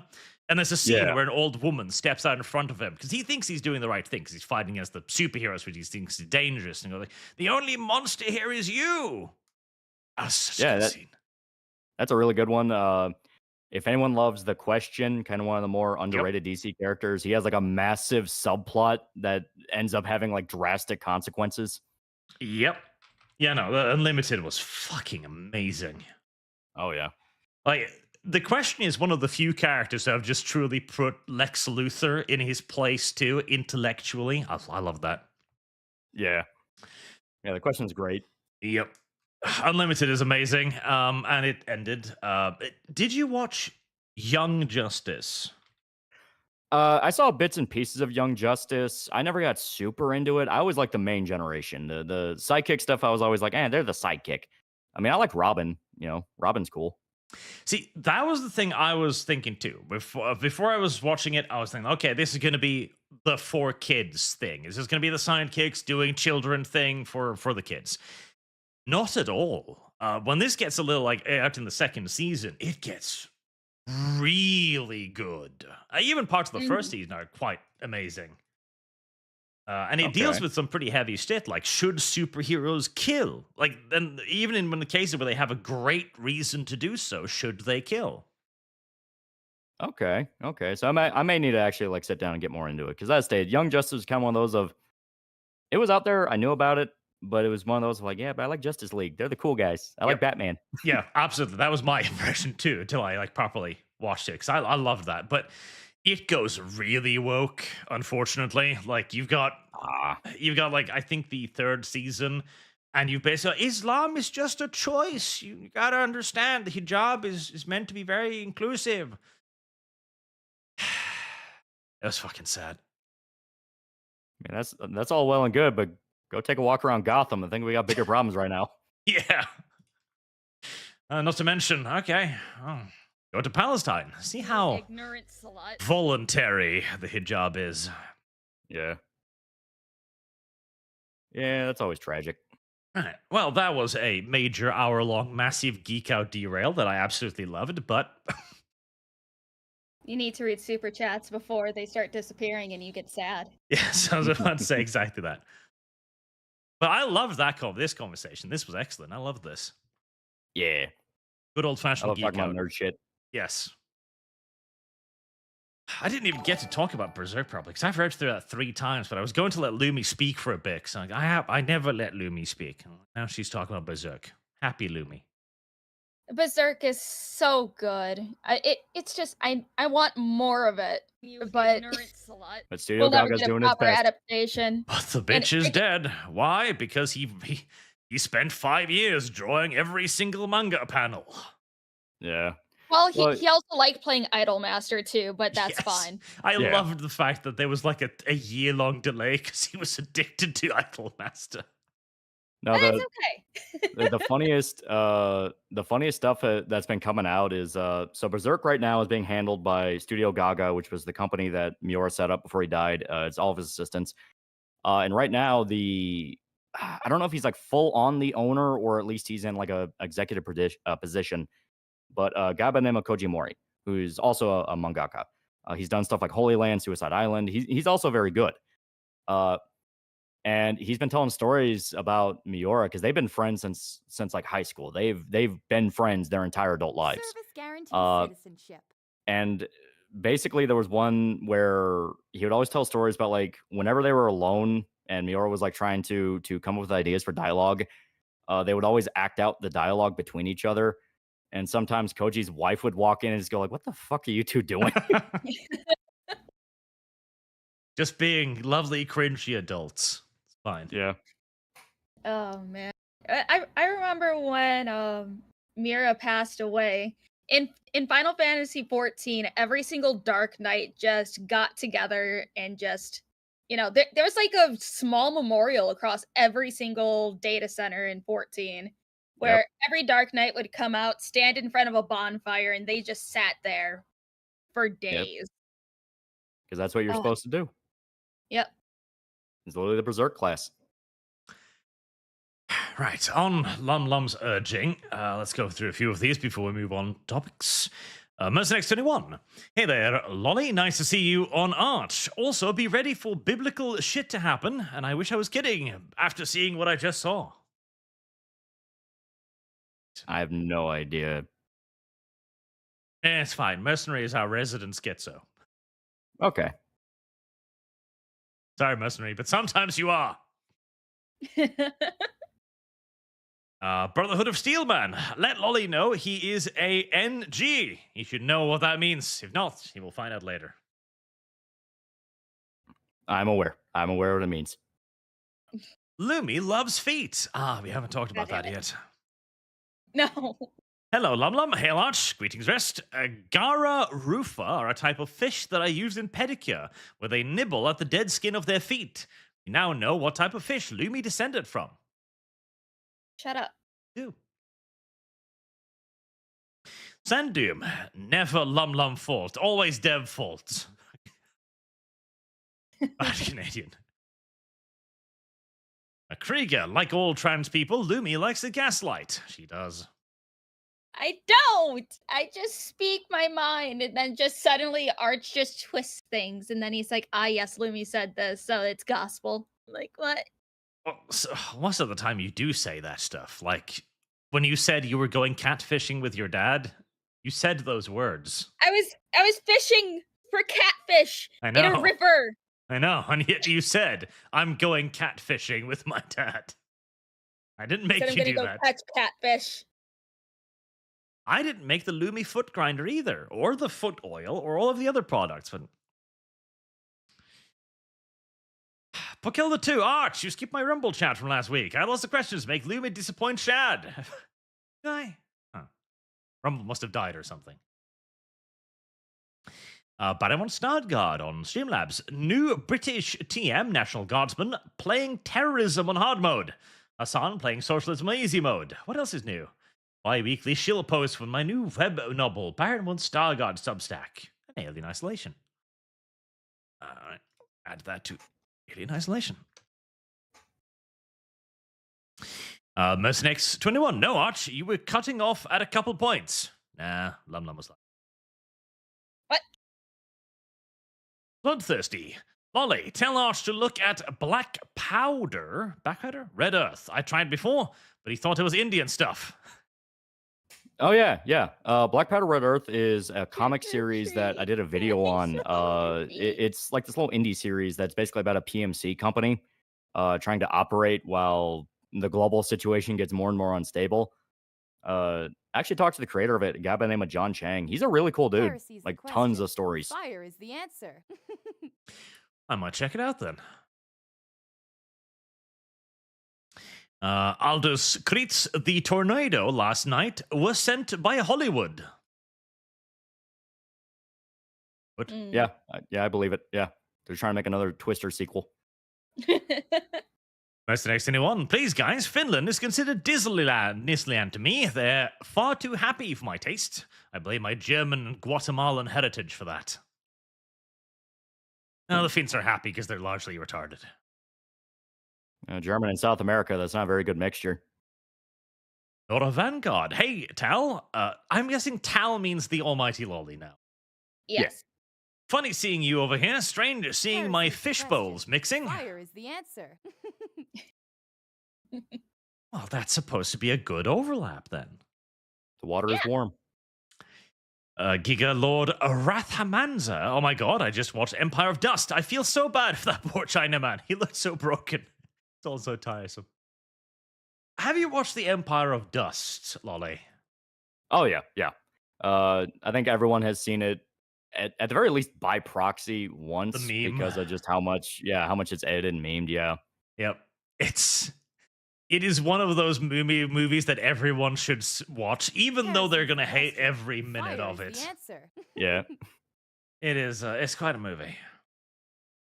Lum Lum. Oh, China wants to get into Africa. Go watch Empire of Dust, Lum Lum. Go watch it. Okay. I'll watch it while I'm mass crafting in 14. Trick or treat. Can I Yeah, they'll probably make you more upset. Like, look at me, I'm being productive. Why can't you? Boog, hi Loli, and Art, say hi to your mum for me, Lumi. No. Boog, you're not going to fuck my mother. But why not? No! Not an argument, Lum Lum. No one is ever gonna know who my mom is. Jesus fucking Christ, she doesn't even know that I stream. Oh god, she has some lore to catch up on. No, she's never gonna find out. Yeah, I said the same thing. She's never going to find out. I'm really happy neither of my parents speak English.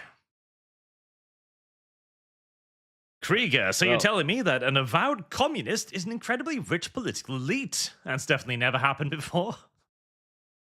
True. Boog, he went to Mexico and they charged him taxes. Tourist taxes. Elsis Sorana, the Lum Lum Law Council has declared new Lumi law. After being ousted from the throne by Lumi in the Civil War, Lum Lum's mother now models skimpy bikinis for humans. I've seen the art. No. And also to address chat, no, she is not single. She's still with my dad. She is the white one. And no, shut up, guys. You hear that, Boog? She's white, too. No, I think you're just making it more appealing for poor Boog. She's old. She's like 46. Oh yeah, that'll stop a Mexican. God damn. Yeah, like actually, yeah, that's not that good of a defense right there. It's Yeah. okay, Lumi. I'm okay with sharing. Shut up, Boog. I have lost. See, plus, again, remember, Lum Lum is the granddaughter of Werner von Braun. Who knows what kind of genetic modifications might run in the family? I love the random fish in the background on this one. Inquisitor Media. Loli, what are your thoughts on Legend of Galactic Heroes? Lumi might not like that show because there aren't enough bare feet to gawk at. Legend of Galactic Heroes is fucking classic. I mean, that's up there with like original Mobile Suit Gundam. Of like, if you want to have any comprehension of what Japanese sci-fi is, that and OG Gundam. Yep, Legend of Galactic Heroes is great. I just hate the fact that it's on the current day fucking release schedule of like, we'll make something every 5 years. Yeah, right. It's like being a Pat Labor fan. Yes, fuck Battleable fans. Now they're suffering. Yeah. I remember they showed a teaser for a new Patlabor like 5 years ago. I don't think anything came of that. Yeah, they literally just announced like 2 months ago, oh yeah, you might get a new movie next year. It's like, Oh, fuck you guys. Fuck you guys. thanks.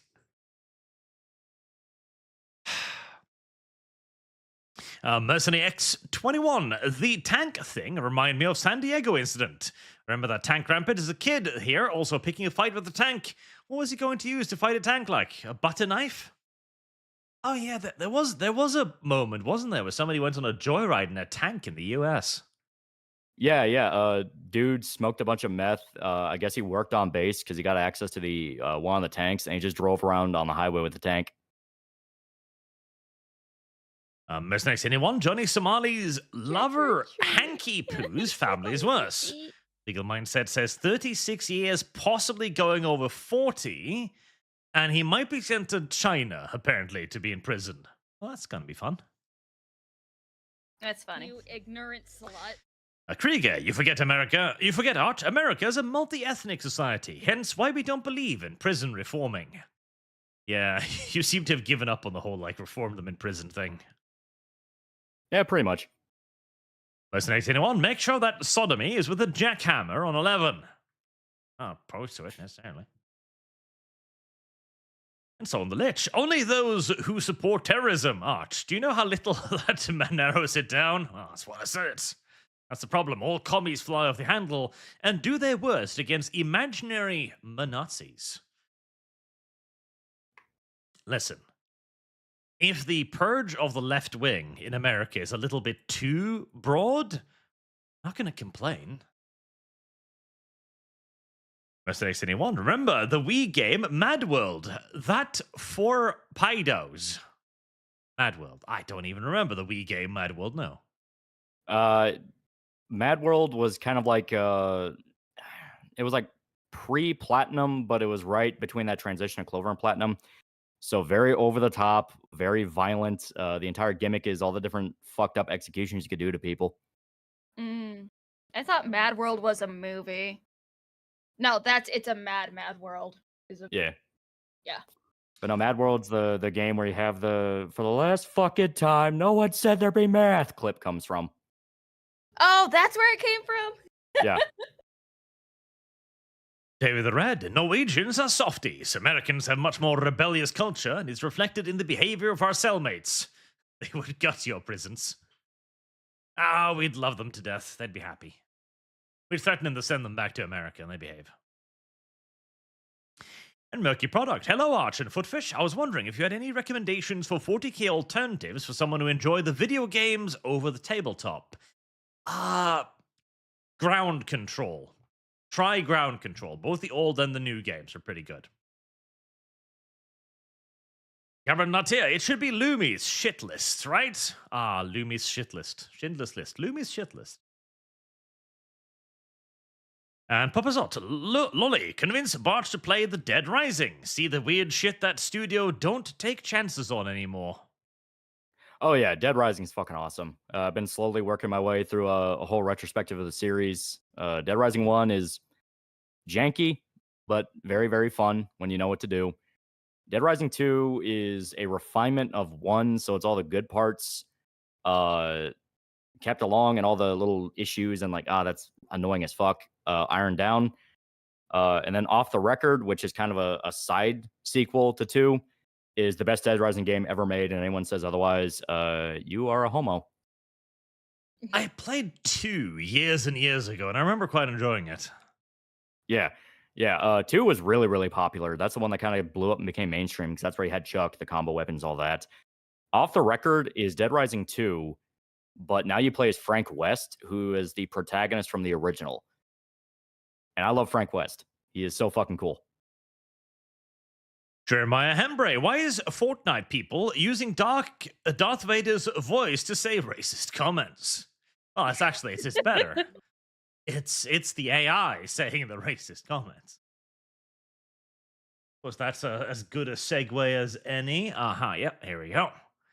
So Fortnite as an AI Darth Vader using James Earl Jones's voice, which they have the rights to, by the way. I've seen a lot of people go like, "Oh, no one will ever work with Epic ever again." No, they actually, like, Disney owns the rights to James Earl Jones's voice, which is Well, also kind of crazy James to say. Earl Jones, before he died, said that I have you know lost. they are 100, like he is 100% fine with Disney and stuff using his voice for AI and everything. So it was signed off by him, signed off by the family, signed off by Disney. So their checks and balances are done. Yes. But it's been out since this afternoon and has so far said multiple slurs, threatened to kill someone in real life, said Pride Month is for the delusional, eliminated players on the same side as him for calling him daddy, said Spanish is a language used by smugglers, correct, asked someone if they like Chun-Li's ass, and made a tier list of races. Okay, please tell me there's clips of the tier list of races. Please. I think the one I saw was like you don't mean to imply that Romanians are untrustworthy, do you? Yeah. Well, I mean, I'm not sure what the Fortnite devs are expecting because it's AI. You know, even if you give rules to the AI, you can break the AI to break those rules. Yeah. Like, people have been fucking jailbreaking ChatGPT since it first came out. Of course they were going to do that. Not to mention, every single AI that has ever been exposed to the internet has turned racist. Every last fucking one of them. Yeah. I mean, is it racist if the AI is just speaking Heresy is off the of question. Fire is the answer. facts and statistics? Lum brings up the point. Is it racist if it's true? Yes, Lum. Exactly. 2025. I mean, hell, more than that, like AI by its very nature is supposed to evolve and learn as it communicates with other people. That's the whole thing with how these AI chats work. The more you talk to it, the more it picks up on your speak pattern, your little implications and things like that, and tries to get closer to how you sound. So obviously, if you put it in a server full of a bunch of dumb kids that don't care, no shit, it's not going to stay Darth Vader very long. Nope. And then you just have James Earl Jones's voice saying the N-word repeatedly. Apparently, they have since fixed it because I mean, the thing is here, they can't really foolproof this at all. They'll give it rules like, listen, James, no N-words, no spics, none of that.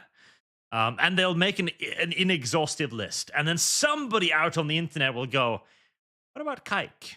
And there you go. And then they have to go in, patch out that one, and so on, so on, and so on. This is literally a race between the internet creating a bigger retard and the universe. Yeah.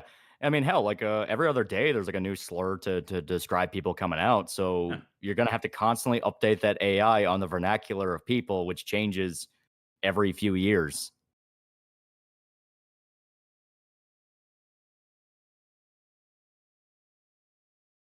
Let's see. Okay. Boog is sending me some clips. Let's have a look at the... Thank you, Boog. All right, the swearing one, that one should be safe.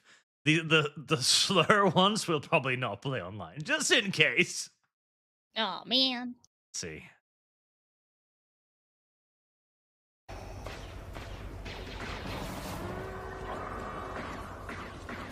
Freaking fucking. Apprentice, your vocabulary continues to impress negatively. There you go.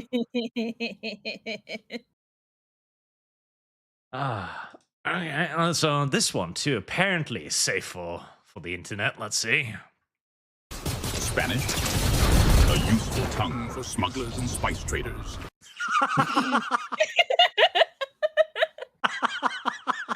Spanish a useful tongue for smugglers and spice traders. Oh, I love it. He's not wrong, is he? No, I mean, to be he's not. fair, yeah, to be fair, you could take that audio and slap it in like Force Unleashed, and it's him addressing Starkiller about where he's going to go next. It's like, yeah, I could see Vader saying that.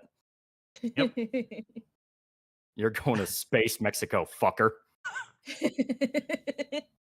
Like, what epic? Are we going to start arguing that the Spanish don't smuggle shit now?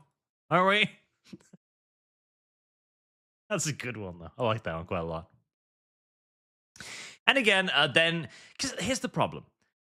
Literally, what Epic is going to do is going to have to go through the entirety of the English language and every combination of every word in the English language to weed out anything that could be offensive. And even if they do that, then the internet will simply come up with a new word that in a certain connotation and context means N-word. There you go. You're fucked. You can't do this. It's not possible. Don't moderate it. Hype it up as a feature. Like, yeah, no, it's AI, whatever it produces, it's not on us, it's all on you. Go wild. Yeah. Yeah, hell, like use for like official marketing material, have like Vader say trans rights or something. Go like, you can have him say anything and only focus on the stuff that journos like. Yeah. And on the back end on the internet, he'll go like 41%. Yeah. Because again, it's AI. You can't control this. Like, they've put so many shackles on ChatGPT now, and you still see it break out of them on occasion. Like, you can't.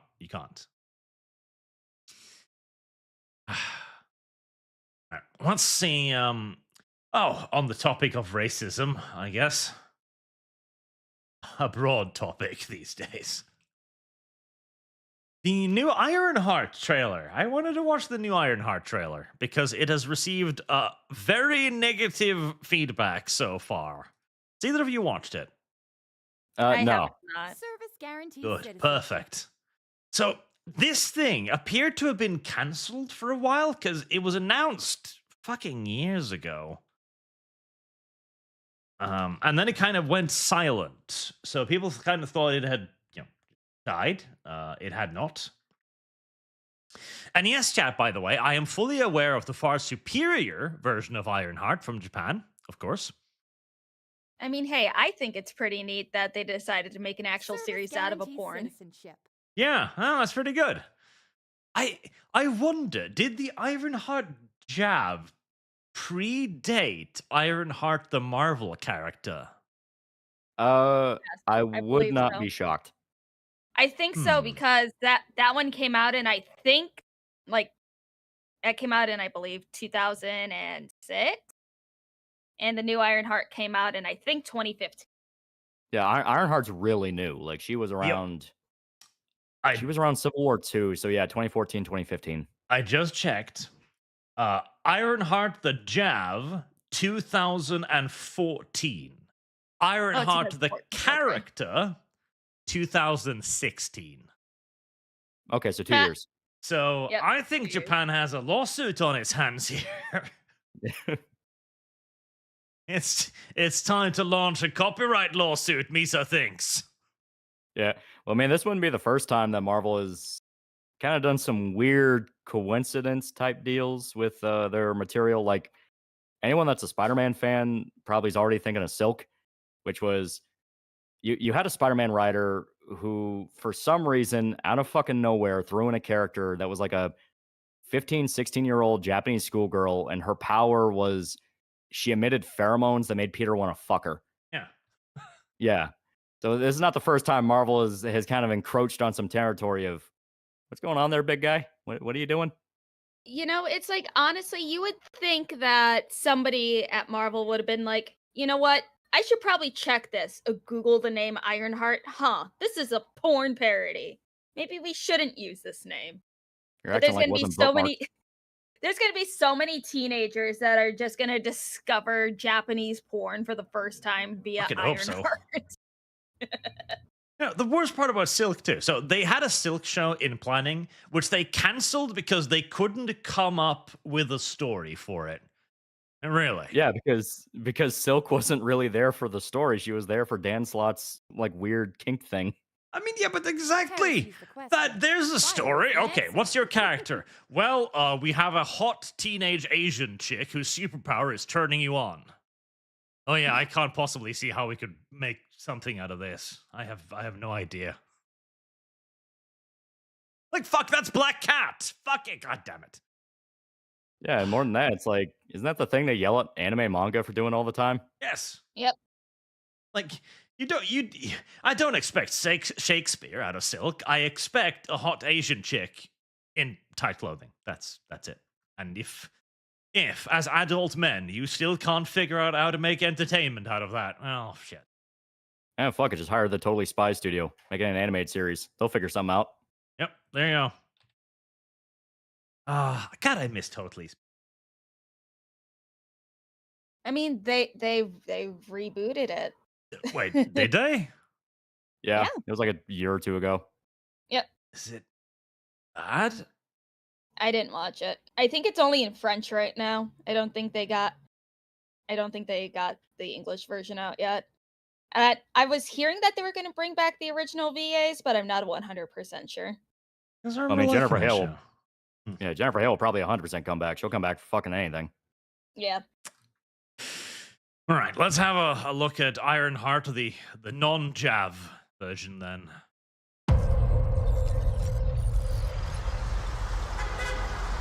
Probably going to get copyright claim for this, but such is life on fucking YouTube in 2025. Yep. Ryan Coogler, I know he's worked on some stuff. I think it's all been shit lately. Black Panther. Why would you even bring up... Oh, yeah, because she's black. For some reason, I was confused. Yeah, I was right. Yeah, Ryan Coogler. He did Black Panther, both Black Panther movies. He just did Sinners. Now he did Creed. Creed's not bad. Hello?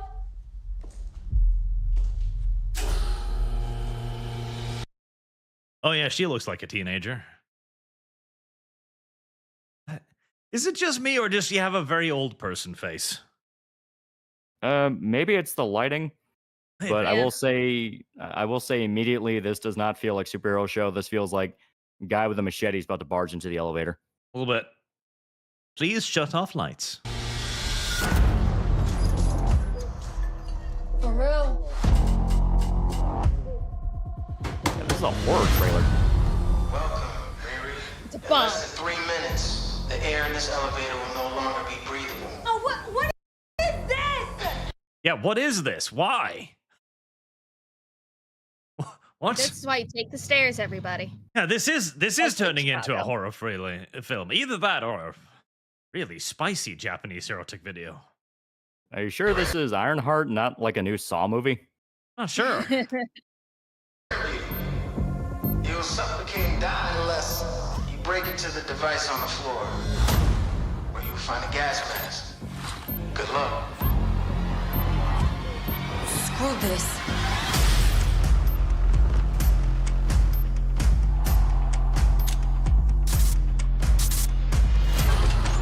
Oh, get it? She's so tech wise. She did the thing they do in the movies where they spark the wires. She knows the science. She understands technology. That's why she's Make her the creating fucking Iron sparks Man. in an enclosed environment with an unknown gas. I mean, hey, it's okay. She knows how to use the wires because I'm sure she at least stole one car. Yeah, so she's hot wiring the elevator. It's basically the same thing. It's the fucking come town woke Sopranos bit. It's like, oh, she deactivated a bomb in an elevator. Make her the fucking Iron Man. I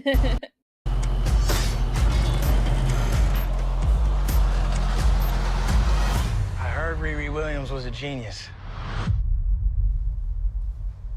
So you win her out. Why does your hair look like that, sir? Black Shakespeare? Hello?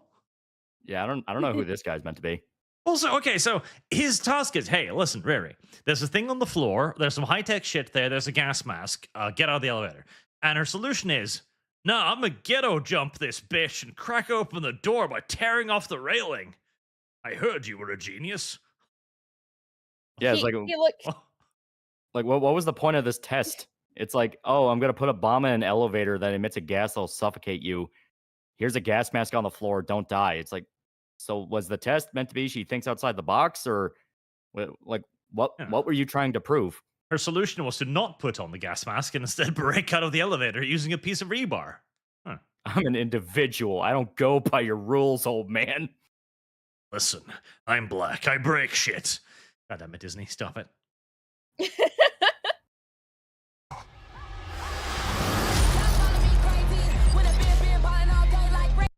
The fucking rap music.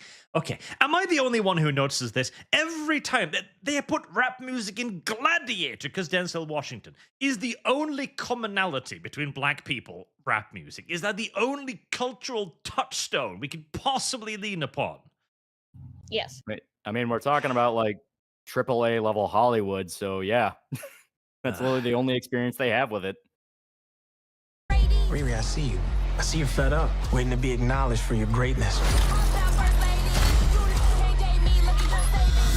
You are not the first genius at MIT. Literally the Wait, case, yes. hold on. That actor looks familiar. I've seen him before. Oh yeah, he's been in a bunch of stuff. You are A not bunch the of comedy first stuff. I think he's genius like at a stand-up comedian. I forget his name though. Wasn't he also in the Spy Kids movie? I think so. Spy Kids movie. Have you not seen Spy Kids before? Oh, No. it's great. It's so fucking stupid, but it's great. Yeah. Guy in the chat put it. Yeah, dude's from Community. I forget who he played, but he's Oh, also in Community. Community. Yeah. MIT. How come you're not working at one of those fancy tech firms? After my internship abroad, I want to build something undeniable, something Important? iconic. It's a brand new. It's not iconic though. It's Iron Man. Yeah, no, it's not iconic. You're taking somebody else's thing and going like, I did that. He was in Yeah. Sky High. Oh, that's where he's from. Sky High. He was the Like- professor. Again, it's the internet he's meme not of like, you made this? Oh, Mm. I made this. I made this. Well, it's like, okay, we'll look at the elements that have already been introduced. So we have girl who is genuinely smart, but she has an issue where she wants to be seen as iconic. She wants to be the first. And her college is telling her, you are not the first genius to step into this prestigious university. Right there's already a little bit of a character arc. It's like, okay, she has an ego problem. She wants it to be about her ego, what she can accomplish, all these things. She wants to be appreciated. Since it's a superhero story, and a large part of being a superhero is you got to learn to be humble, they could play into that, where it's, oh, okay, it can't just be about what I want. It has to be about what other people want. You know, there can be a moment at the end where she has the chance to take glory for something, but she decides to let this other side character who's a lot more humble and actually kind of needs the win have it, you know, that kind of thing. If they do that, that could actually be a clever subversion. But That is Get the feeling they're not really going to. optimistic. yeah, exactly. It's like, I get the feeling they're not going to do that. Yeah, well, I get the And- feeling of is the white guy goes, "Oh, little black girl, you're not special," and then the black sensei character goes, "Riri, you're super fucking clever. You should do something amazing." And he's like, "Yeah, I'll make Yeah. Iron Man." Service guarantee. Yeah, literally. Like the entire point, like, because what I'm naming off isn't even like a new thing to superhero stuff. It's actually very like bread and butter. It's just the basic superhero morality. So the fact they can't even get the basics right already, where it's like, it's not about your ego, it's about what you can accomplish. Hell, that was the whole thing with Tony Stark. Tony Stark's an egotist, but he learns to be humble and have to work with others, and he can't just be the smartest guy in the room. Like, taking something that already worked and going, no, but we're going to change this element, even though the element they're changing is the entire reason it worked in the first place.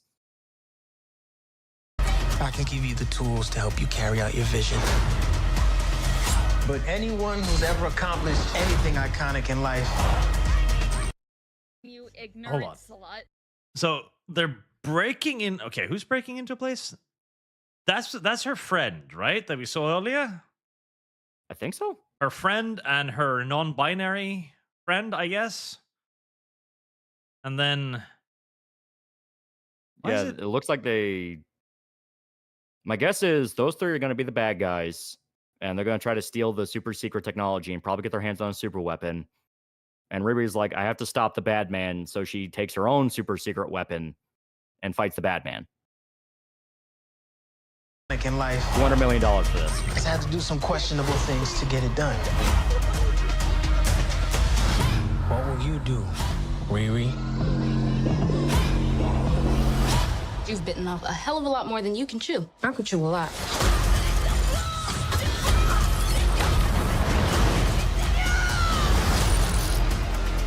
You know nothing about this man.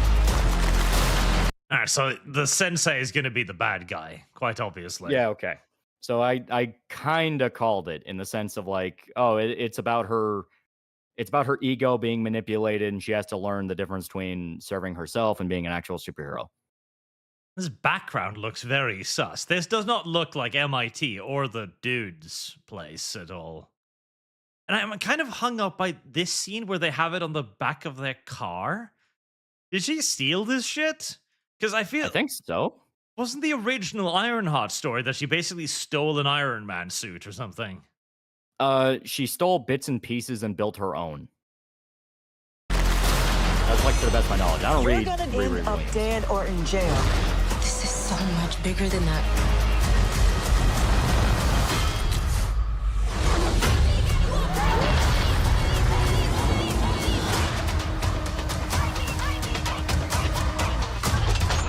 This is wild.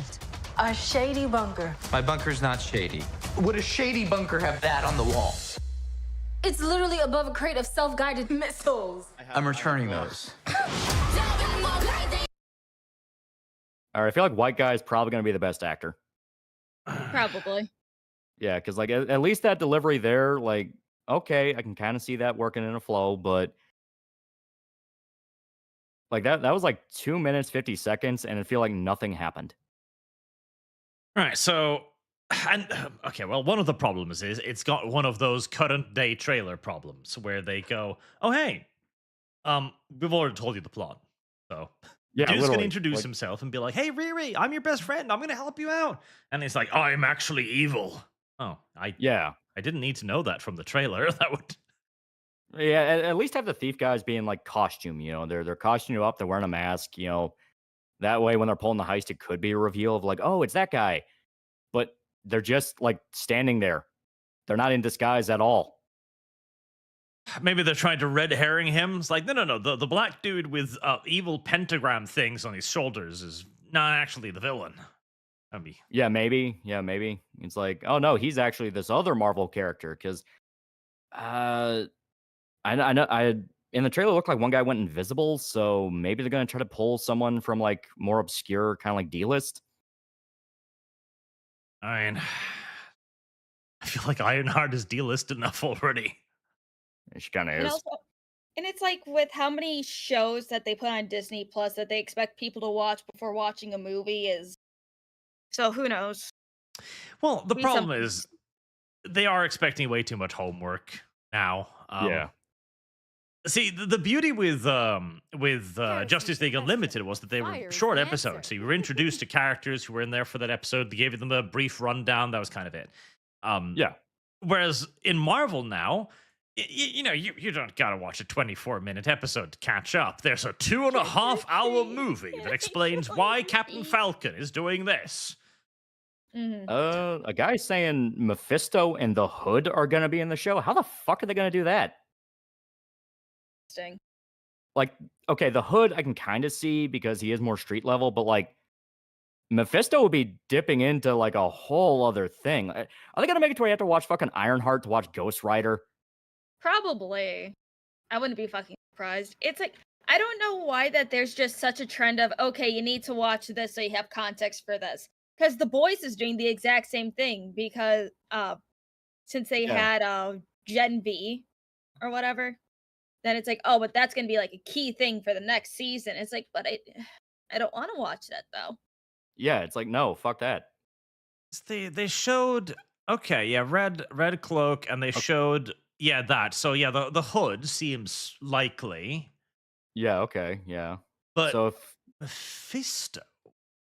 yeah, it's like, how the fuck are they gonna do Mephisto? Because like Ironheart's not part of supernatural Marvel by and large. Like she's mainly like kind of like the Avengers stuff, fighting cosmic threats, aliens, things like that. Maybe another nation, but like Mephisto is where you delve into. I mean, that's hell. Like that's hell. That's demons. That's where you get Ghost Rider. That's where you get Blade. That's where you get like the fucking supernatural side.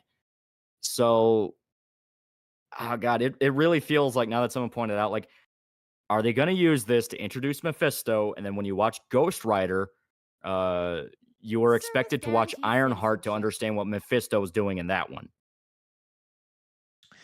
Yeah, and the thing is too, Mephisto's okay. Mephisto in this world is literally Satan. He's the devil. He's Yeah. the manifestation of evil. He's supposed to be a background evil character. I mean, he's the guy who fucks with Spider-Man, screws up his marriage and all kinds of shit. Yeah. But he's not really supposed to be there. He's not really you punch him kind of guy. Yeah. It's only when it's specifically a character that revolves around him, like Ghost Rider, because the spirit of vengeance is Mephisto's hitman. Yes. So it's this thing of like shoving him into a character that has nothing to do with Mephisto feels like that's probably one of the that's not a good idea to introduce him because like if they want to introduce Mephisto, they already had the answer with fucking Doctor Strange. Yes, Doctor Strange would be a decent way. Yeah. And again, we were talking power levels here. Like Mephisto, okay, Iron Man wouldn't stand a fucking chance. He's Satan. You'd need Scarlet Witch. You'd need Doctor Strange, like you said. Yeah, you need that kind of stuff. Rewrite. Yeah, Mephisto can rewrite reality. Yeah, he's Satan. He's fucking Satan. Riri Williams is gonna fight literally Satan. Right. With Black Girl power and stolen Iron Man technology. I guess, yeah. Oh, here, I brought up the IMDb page. There's only a couple people that have listed characters on here. I don't see Mephisto on there, but again, could be from a leak. But the one thing that I'm noticing right here is someone's character is just called Blood Sibling. Like, please don't tell me it's blood is in the fucking Bloods. Because that'd be funny. Because this miniseries is taking place in Chicago. Imagine if they tried bringing in some gang shit. And it's like, oh, look at this is the Bloods. I'm like, what the fuck you doing, my dude? No, that would be hilarious. That would be hilarious. Riri Williams has to solve the issue of urban gang violence with Iron Man technology and girl power. Also, I love this poster. This is the poster of a villain. Surely. This is the backdrop of the bad guy. Surely. It looks menacing. Like you've got the ruined suit in the background. You've got the Wait. Are they gonna put Mephisto in the suit? That would be too obvious. Surely. He wouldn't really need it. I can imagine him spawning like an evil duplicate to fuck with her. Yeah, it would be to manipulate her. Every dream has a cost. Menacing, glowing demon eye background. The problem is the power level is so fucking radically different here that the only way I could see this happening is basically him screwing Riri over to the point of suicide and then laughing at it. Yeah, or like she's crippled and now stuck in the suit, and that's gonna be her thing. She's like the disabled black girl character, and she's permanently stuck in the suit. And it's like, well, you got what you wanted. But I think that'd be a little bit too clever.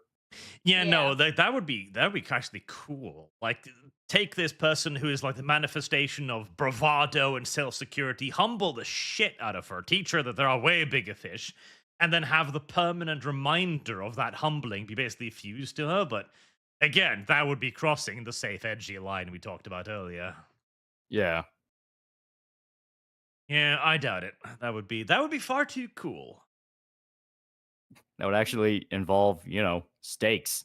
And Marvel doesn't want those. Yep. And again, permanent repercussions. That is one of the big things that just don't happen anymore. No characters can be permanently inconvenienced anymore. Yeah. Never allowed to leave, never allowed to be crippled, never allowed to just go away sometimes. Like, it's really bad with some characters. Like, fuck, check out any modern Punisher issue, and it's a fucking laughingstock. They have no idea what the hell they're doing with them. Ironheart. Well, at least it looks like it could be an amusing train wreck, if nothing else. So there's that. Capitalize off of it, Archie. Yeah, I mean, you couldn't pay me to fucking to watch the fucking Kakiguri anime because that one just looks trash. But this one, at least it's Marvel. At least it's probably going to be bad in a funny way. Plus, I enjoy watching Marvel flushing another $100 million down the toilet. That's one of my favorite sights these days. Well, it really does make you wonder, like, what is the long-term plan here? Because we get it. Okay, after Endgame, they had to get rid of the first generation of Avengers, and they're trying to introduce a new cast. The idea was Captain Marvel was supposed to be kind of the Captain America. That failed. Yep. She-Hulk was going to replace the Hulk. That failed. Now I guess they're going to try to go with Ironheart to be like, for the love of God, for the love of God, for the love of God. That one probably is not going to work that well. I think the only new person they introduced and people were genuinely like, I would actually like them to get something on their own was, ironically enough, fucking Kamala Khan, Miss Marvel. Because even though she was part of that fucking team up thing, I think it was just called the Marvels, where it was her, Captain Marvel, and that one other bitch. I don't remember her name. But like they all kept saying, oh yeah, the actress who played Kamala was like the best part of that. And like she actually seems like she's a good actress. So maybe if they actually focused more on that, it could work. But at this point, I think they're just scattershot into the wind. Yes, I think you're entirely correct, because they had Avengers. It was a good cast. Everybody loved them. Steve Rogers, great. Tony Stark, fucking perfect casting. He is Iron Man. Thor, good. Even if, oh God, I hated his solo movies, because it's so clear they fucking hated Thor. They made him into a joke in his own movie every single fucking time. But it was a good lineup. People liked them. They had their payoff. They had Avengers. They had all of the build-up. They took all of the time. They established the characters. Big boom. Awesome shit. But then Disney and Marvel get greedy. Now they're like, now everything's got to be the Avengers. Everything's got to be the Avengers. We're not going to have time for a build-up anymore. And so we're just going to toss characters at you. Like, okay, Captain America is popular. Sam Rogers.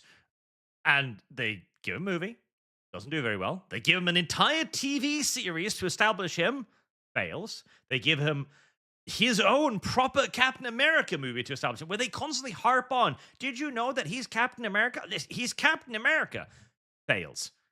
Not Captain America. Heresy's the question. Well, Fire worse is than the he's not answer. Captain America, the fucking straw man they made to go like, no, that's not a guy that's worthy of it, which was the fucking Walker dude. Everyone loved him. Yep. Even in Thunderbolts, which just came out, apparently people say he's like one of the best parts of the movie. Yeah, and now they're trying to basically build a new Avengers with the Thunderbolts. But again, the problem is there's no build-up. The Avengers wasn't the basic. They're basically recommitting the eras of DC, where they just dump Batman v Superman on everybody. And it did earn them a lot of money, because obviously everyone is going to go see Batman v fucking Superman. That's like the hottest title in entertainment. Oh, yeah. But it burned all of their goodwill, because they didn't have any build-up. They didn't have any plans to continue it or make it into the event that Avengers Endgame was. And that's what Marvel is doing now. They're dumping it, and I mean, this isn't even going to be Superman versus Batman. This is going to be group of C-listers versus the D-lists.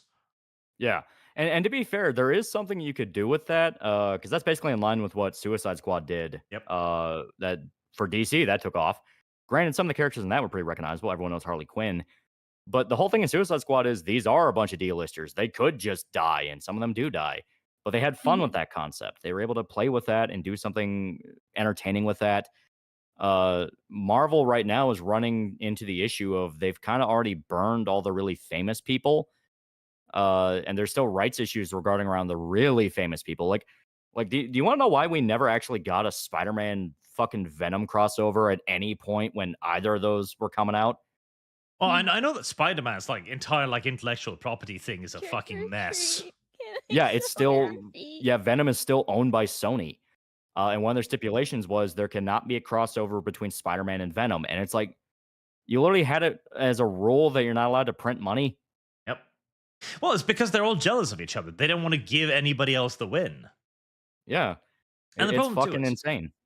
With the Suicide comparison, because Suicide did work and created some lovable characters, because it wasn't very serious. They could play it by ear. They could kill people. The problem with Marvel now is they can't afford to kill anybody. Like they're trying to basically rush Endgame, so they need all of these characters to be a hit. But the problem is, you can't guarantee what's going to be a hit. You need to. That's why you do the build up movies to weed out the characters that don't work. Yeah, that's kind of the whole thing they were going with like phase 1 movies, where they were not connected in one big universe. They were self-contained stories around the characters. They would just reference each other. And it was only once they got the idea for the Avengers, it's like, all right, let's bring everyone together. Everything that happened in their movies still happened. I mean, you have that scene in Avengers where Hulk talks about putting a gun in his mouth and pulling the trigger. That was referencing the deleted scene of the Incredible Hulk movie with Edward Norton.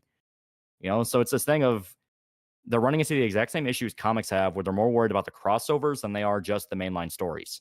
Yes, because they're rushing for what they think to be the big money dealer, the big money payoff, without understanding that you don't get that without constructing the characters first. Yep. But come on, Arch. We all know that everyone loves crossovers. That's why there's so many crossovers in Fortnite and Call of Duty. Everybody loves them. Every loves franchise crossovers. will be the same. I hate crossovers so fucking much. Like a crossover can be really cool. They can be awesome. Done right. But again, you need the characters first before you can have a crossover. Yeah, like hell, fucking Batman vs Superman was already doing Dark Knight Returns and Death of Superman in their first crossover movie. It's like, why the fuck would you do that? So Robin's already dead and Superman dies at the end of the movie, and we already know in the next movie they have to immediately bring him back. It's like, why do that when they both had like, okay, one, they cheated by going with like, well, it's basically kind of sort of the Dark Knight trilogy Batman, sort of, kind of, while still ignoring Robin. Then you have Superman, and like the only thing he had was Man of Steel. It's like just no plan at all. Yeah, no plan. They rushed it out because they needed the big thing, the big draw. And the problem is too, if they'd taken their time to establish Cavill, and the problem is they probably couldn't because they fucking hate him. They fucking hate Cavill. Poor guy's cursed. He has the problem that he keeps opening his big, fat, filthy mouth and going like, no, the character wouldn't do that. Doing his job as an actor? Yeah. How dare you do that? They don't like that. Arch, I just seen this. This is a little off topic, but Jesus fucking Christ, look at this. Let's see, what is this? DHS says in the beginning stage of vetting process for immigrant reality TV show. Oh yes, I saw this, where they would put them through like tests and competitions to become a citizen. Yeah.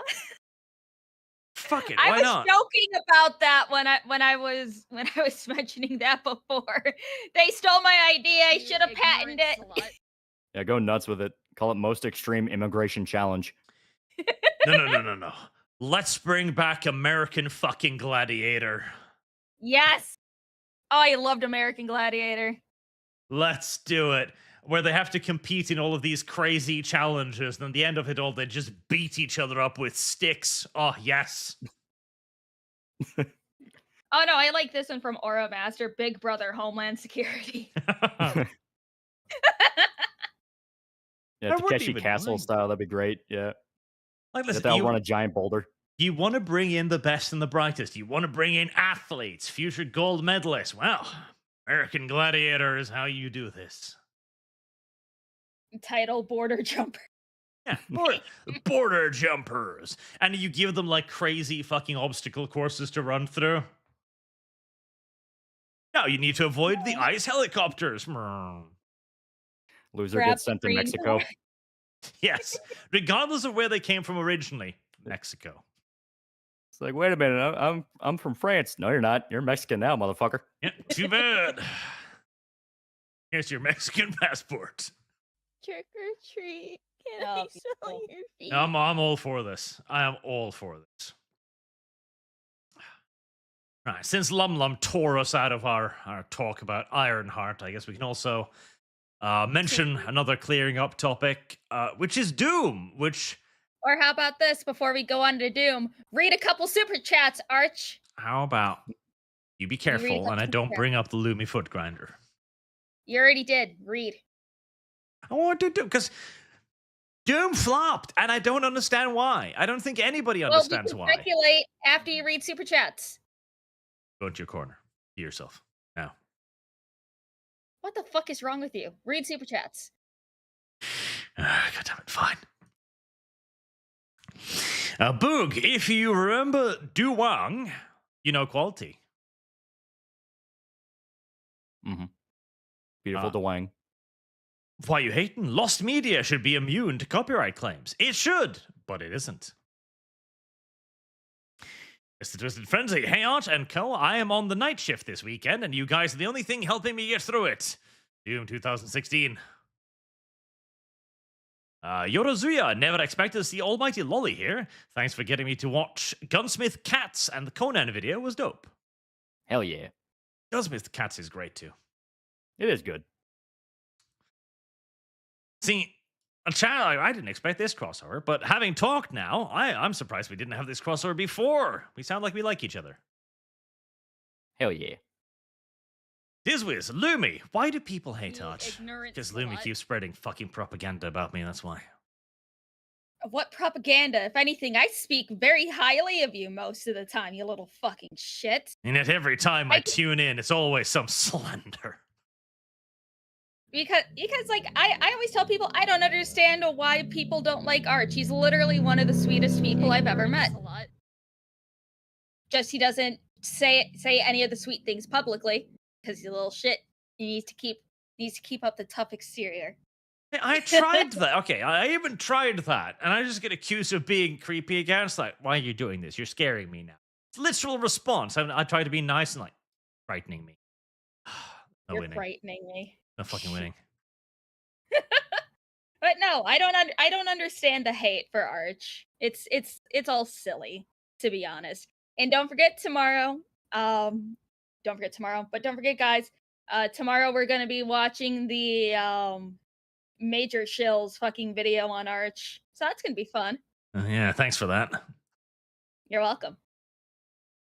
So, Jared, a meme is a universal truth that can be displayed without need to read any text. That's why the left can't meme. Watch the TV series Black Books. Yeah, no, that's true. Vulture 1066, I want a good Conan show. Well, too fucking bad, I guess. We ain't never getting anything good Conan related again. Nope. I wonder about the Red Sonja movie. I really do, because there's been a couple of glimpses of it that look okay, but then you have that feeling in your gut. It's like they're gonna fuck it up. They're gonna fuck it up. I don't think there's any way they can do it correct, because the entire point of Red Sonja is hot, sexy warrior woman. Yeah, Hollywood can't do that. Are you kidding me? Not today. Well, especially if they want to dip into like her backstory and what happened to her. It's like they're not gonna touch that with a fucking stick. Yeah. How did you get your superpowers, Red Sonja? Well, you see, my entire family was raped and murdered. Yeah. And the only way to break the curse is find a guy that can beat her in battle and then sleep with him. Yeah, literally. The only way to lift your rape-empowered superpowers is to find a dude capable of pinning you down and raping you. Yeah, again, I don't think this is going to fulfill the safe, edgy requirements today. Can I smell your feet? Poor Conan. It's just never going to get anything good ever again. I mean, the Titan run's pretty good so far. Next, anyone? I, for one, welcome the AI overlords for manga translation. Same. Mm-hmm. Jackson Voorhees Deadpool manga sold more than comics that year. What's next, anyone? As I said to Mama Oko, I'm the one with autism, ADHD, OCD, and Asperger's. How am I more stable than these crybabies on Twitter? I wonder, in fact. Vulture 1066, Arch, do Rogue Trooper lore, please. No. Elsie Serrana. If a comic has gore in it, Trick or throw a lum lum. treat. She'll destroy it from getting off to it. I'm sorry, I like gore. It's like it's good. Gore on top of fantastic storytelling. That is an absolute fucking bonus. I love it. It's like gore, psychological horror, any horror of any type. I am a happy little fish about. But it's so hard finding anything good that isn't like either canceled, sanitized down to shit after it gets popular, which is why I usually enjoy splatterpunk novels. Vagabond's really good, and that has a shitload of gore in it. Oh yeah, I just recently started that one. Yeah, it's really good. You might like. Let's see. Is that still on Mangadex, I wonder? Oh, it is. Wolf's Mund. Oh, no, they've eaten it. No chapters. They fucking killed it. They killed it, lol. Yeah, I'll find it. I'll write that down. Yeah. So Wolfsmund, I think I've actually had people tell me about this. Yeah, it's pretty nice. And it's definitely one of those, yeah, a lot of people are fucking dying here. A lot of people you think can't die, oh, they die. Okay. The Wolfsman's pretty good. They struck that? Really? Like, that's fucking ancient, too. Yeah, publication 2009 completed. And again, this will never be brought to the West in any way. Yeah, it's probably one of those things where it's the publishing company behind it. Yeah, that just lists all of the titles they've ever made, and it's like, this. Yeah. And literally, the only reason why anyone will ever hear of Wolfsmund is because of sites like Mangadex. And just try that now. Oh, and of course, because I decided to see like what it's priced on Amazon. You can only buy it for from third-party sellers for $35 per volume. Oh yeah, because again, that's the fucking thing I hate. The people who own this thing, they've got no plans for it. They're not going to release it anywhere. They're not going to republish it. They're not going to market it in the West. They don't give a fuck. They're just literally out to ruin other people's fun. That is all. Yep. It's a fucking... This is Wizard Frenzy. Hey, Arch, how much to play the game Inscription? It's a fun card game with interesting mechanics and a creepy story. Well, right now, we do like single streams of things for $250, because that'll pay for the thumbnail. And entire series is like 1,000. So those are basically your options. Or we can also fund individual episodes for like 200 a pop, circa-ish.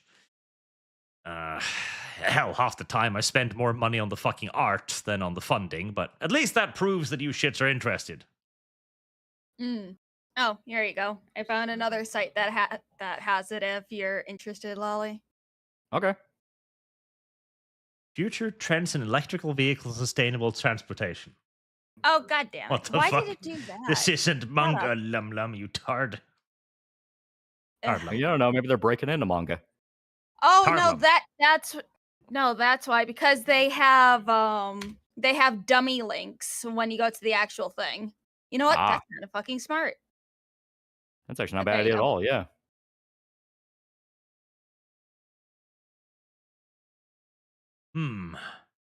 Now I need to check. Did they copyright claim the monster sex manga? Is it the one that you showed me before, Arch? They didn't. The monster sex manga is still up. Which one's that? Is that like Interspecies Reviewers? No. That one is really funny. I enjoy that one.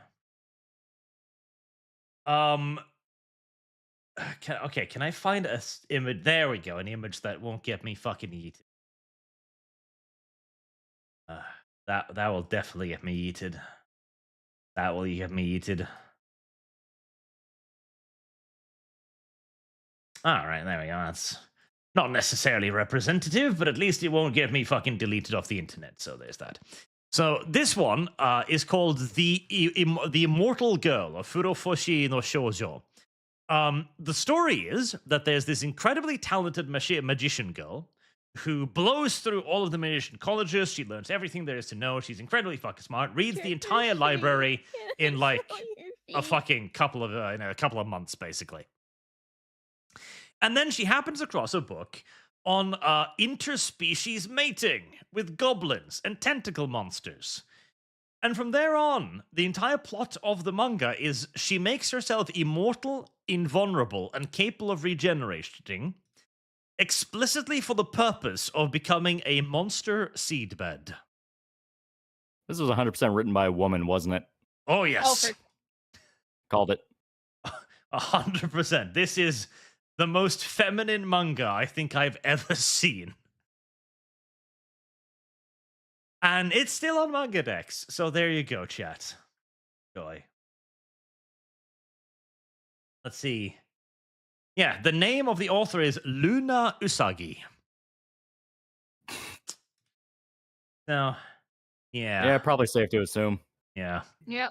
Yeah. No man can write smut quite like this.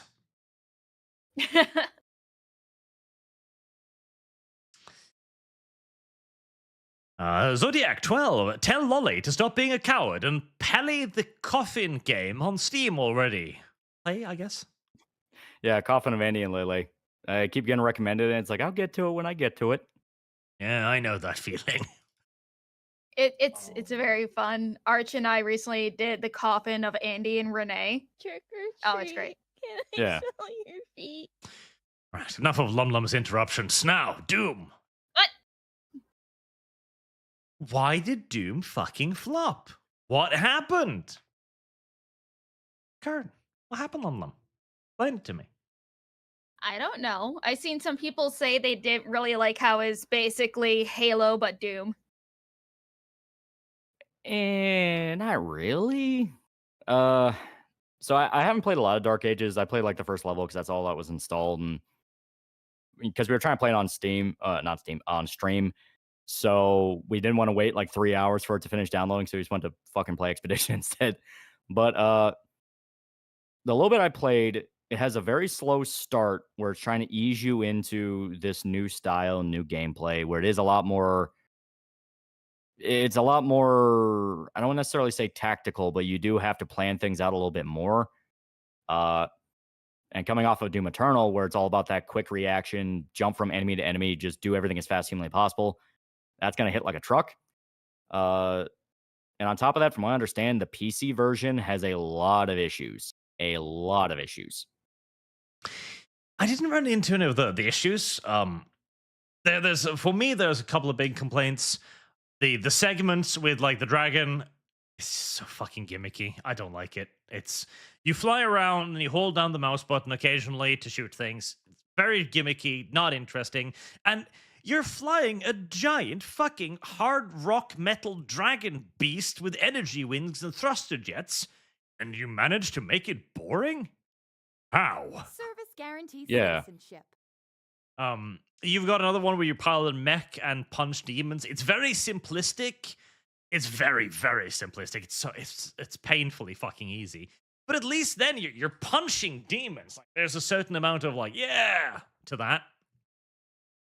And the shooter gameplay, it's static, is what I would describe it as, because it encourages you to move in front of green enemy shots and parry them with your shield. I don't like the shield. I like the shield as a weapon. I like the stuff you can do with it. I like tossing it. I like bouncing it off demons. All that is cool. But I hate how the parry system works, because now you're encouraging me to get shot and then become invulnerable. So a melee demon can't even hurt me because it jumps at me and is like, hey, parry. Yeah. There's got to be something you can tweak in the settings to make it a little bit more unforgiving, because, you know, I'm Eternal Stan. I'm a Doom Eternal Stan. That was my game. That was the thing I loved. That, to me, was the peak. And that game would break its foot off in your ass if it felt bad. So going from that to something that's clearly trying to be a little bit more forgiving, a little bit more like, oh, you can play it at your pace. To me, that feels like they listened to the wrong type of people when they were complaining about Doom Eternal, where instead of being like, the Marauders are a little too gimmicky, like you can only kill them in like 2 ways, and that's, something like that. Instead, it's like you move too fast. It's movement zoomer slop. And the minute I hear that, it's like, so you're asking for it to feel like shit. Yeah, because it's definitely way too easy. I was playing on Nightmare, which is the second highest difficulty, and it was feeling a bit too easy because they give you lots of extra lives throughout the level. I barely ever needed them. I think there was one segment where I struggled a bit because there was a big area where you have to kill all the enemies, constantly respawning before you can kill the boss. So it's kind of like a grind down mechanic. But even Nightmare should be the absolute base difficulty of that game. And even that is, again, because you have a shield that makes you fucking invincible and invulnerable and capable of rebounding enemy projectiles. Not very hard. Yeah, it doesn't have enough teeth. They removed the teeth. But even then, though, like there's got to be something else, because, I mean, these are the play counts before we even knew all of that, in essence. 31,000 concurrents is fucking pathetic. Yeah, especially for a Doom game. Oh, yeah. That's really, really bad. Now, it might have been cannibalized by Games Pass, mind you. Yeah, that's what I'm thinking, because I've seen a lot of people on Twitter say that they've switched to Game Pass for a lot of things. Yeah. Well, especially with what I personally think might have motivated it was the news about how they're jumping up game prices, because everyone's just getting used to 70, now they're going to jump it up to 80, possibly even 100 with GTA 6. So everyone's kind of saying the same thing of, why the fuck am I just not using Game Pass where I pay like $60 a month and I can play whatever I want? So yeah, especially when you have like AA games that are coming out that are way cheaper. I mean, once again, Expedition, I'm going to show that game to high hell because I fucking love it. $50, 60, 70-ish long RPG, depending on how much you want to do in the game. It's very fun to play, all this. So people are kind of taking a step back and going like, why the fuck are we buying so much of this? Why are we paying these prices? Yeah, because Doom is $70 base. It's quite a lot of money to ask for a game, and it's even more money to ask for a game that's free on a subscription service.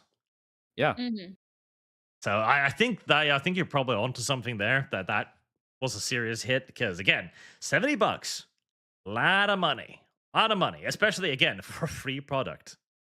Yeah, it's like not only free on subscription service, free along with a bunch of other games as well, because Doom isn't the only thing that's on Game Pass. There's a lot of other games on Game Pass, so it's literally $70 for one game versus $60 maybe a month. I don't really know the Game Pass prices. I assume it's like $60 a month. Let me see. I think Game Pass starts at like $15 a month. Well, there you go, even better. So yeah, you have all that, and not only are you getting Doom, you're also getting a bunch of other games that are affiliated with Game Pass, where it's usually the big AAA thing coming out. So it kind of feels like they're in a way killing their plan of hiking up game prices without even realizing what they're doing. Well, it's like I think they're trying to have people either decide if they really like the game and they want to replay at some point in the future, they'll buy it, or they'll just be in a forever subscription loop. Yeah. I mean, the forever subscription loop is very good for the company who has the subscription, of course, because it's constant revenue. But I don't know about for Bethesda at all, and id. It depends on the deal, because we know that Grand Theft Auto had an absolutely ridiculous deal. I think it got like $1 million a month or something to be on Game Pass, which at that point, fuck it, Yeah. I mean, it's Grand Theft Auto. It's going to move. Mm-hmm. But yeah, the numbers are very, very disappointing. And Game Pass, definitely a thing. Price, definitely a thing. But heresy's the question. Even so, Fire is the answer. I wonder if it might have something to do with the aesthetic as well, because a lot of people was hearing Doom, Dark Ages, and they expected like proper Dark Ages, a more heavy metal aesthetic, more crazy old school shit, swords, demons, shields, and it's not. It's got a thin coat of paint of Dark Ages. Yeah, like it's kind of there, but yeah, like if you squint and look off into the distance, you can see it, but Yeah. Yeah, it is sad. It is sad because even a little bit I played of Dark Ages, even though I was a little like, oh, this isn't Eternal, I'm sad now. I still liked it. So it's like, okay, you have a pretty solid trilogy here. And to their credit, they all do radically different things. 2016 is more of a straight up kind of painkiller style horde shooter. Eternal's a more almost Devil May Cry ish puzzle fighter where you have to figure out the best tactic for each enemy.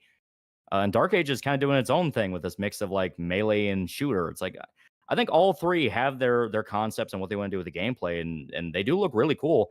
You know, high level 2016 gameplay is really cool. High level Doom Eternal gameplay is really cool. I can already see with like Dark Ages, if you get a guy that's put like hundreds and hundreds of hours into the game and really figured out every nook and cranny, he can probably pull off some fucking crazy shit.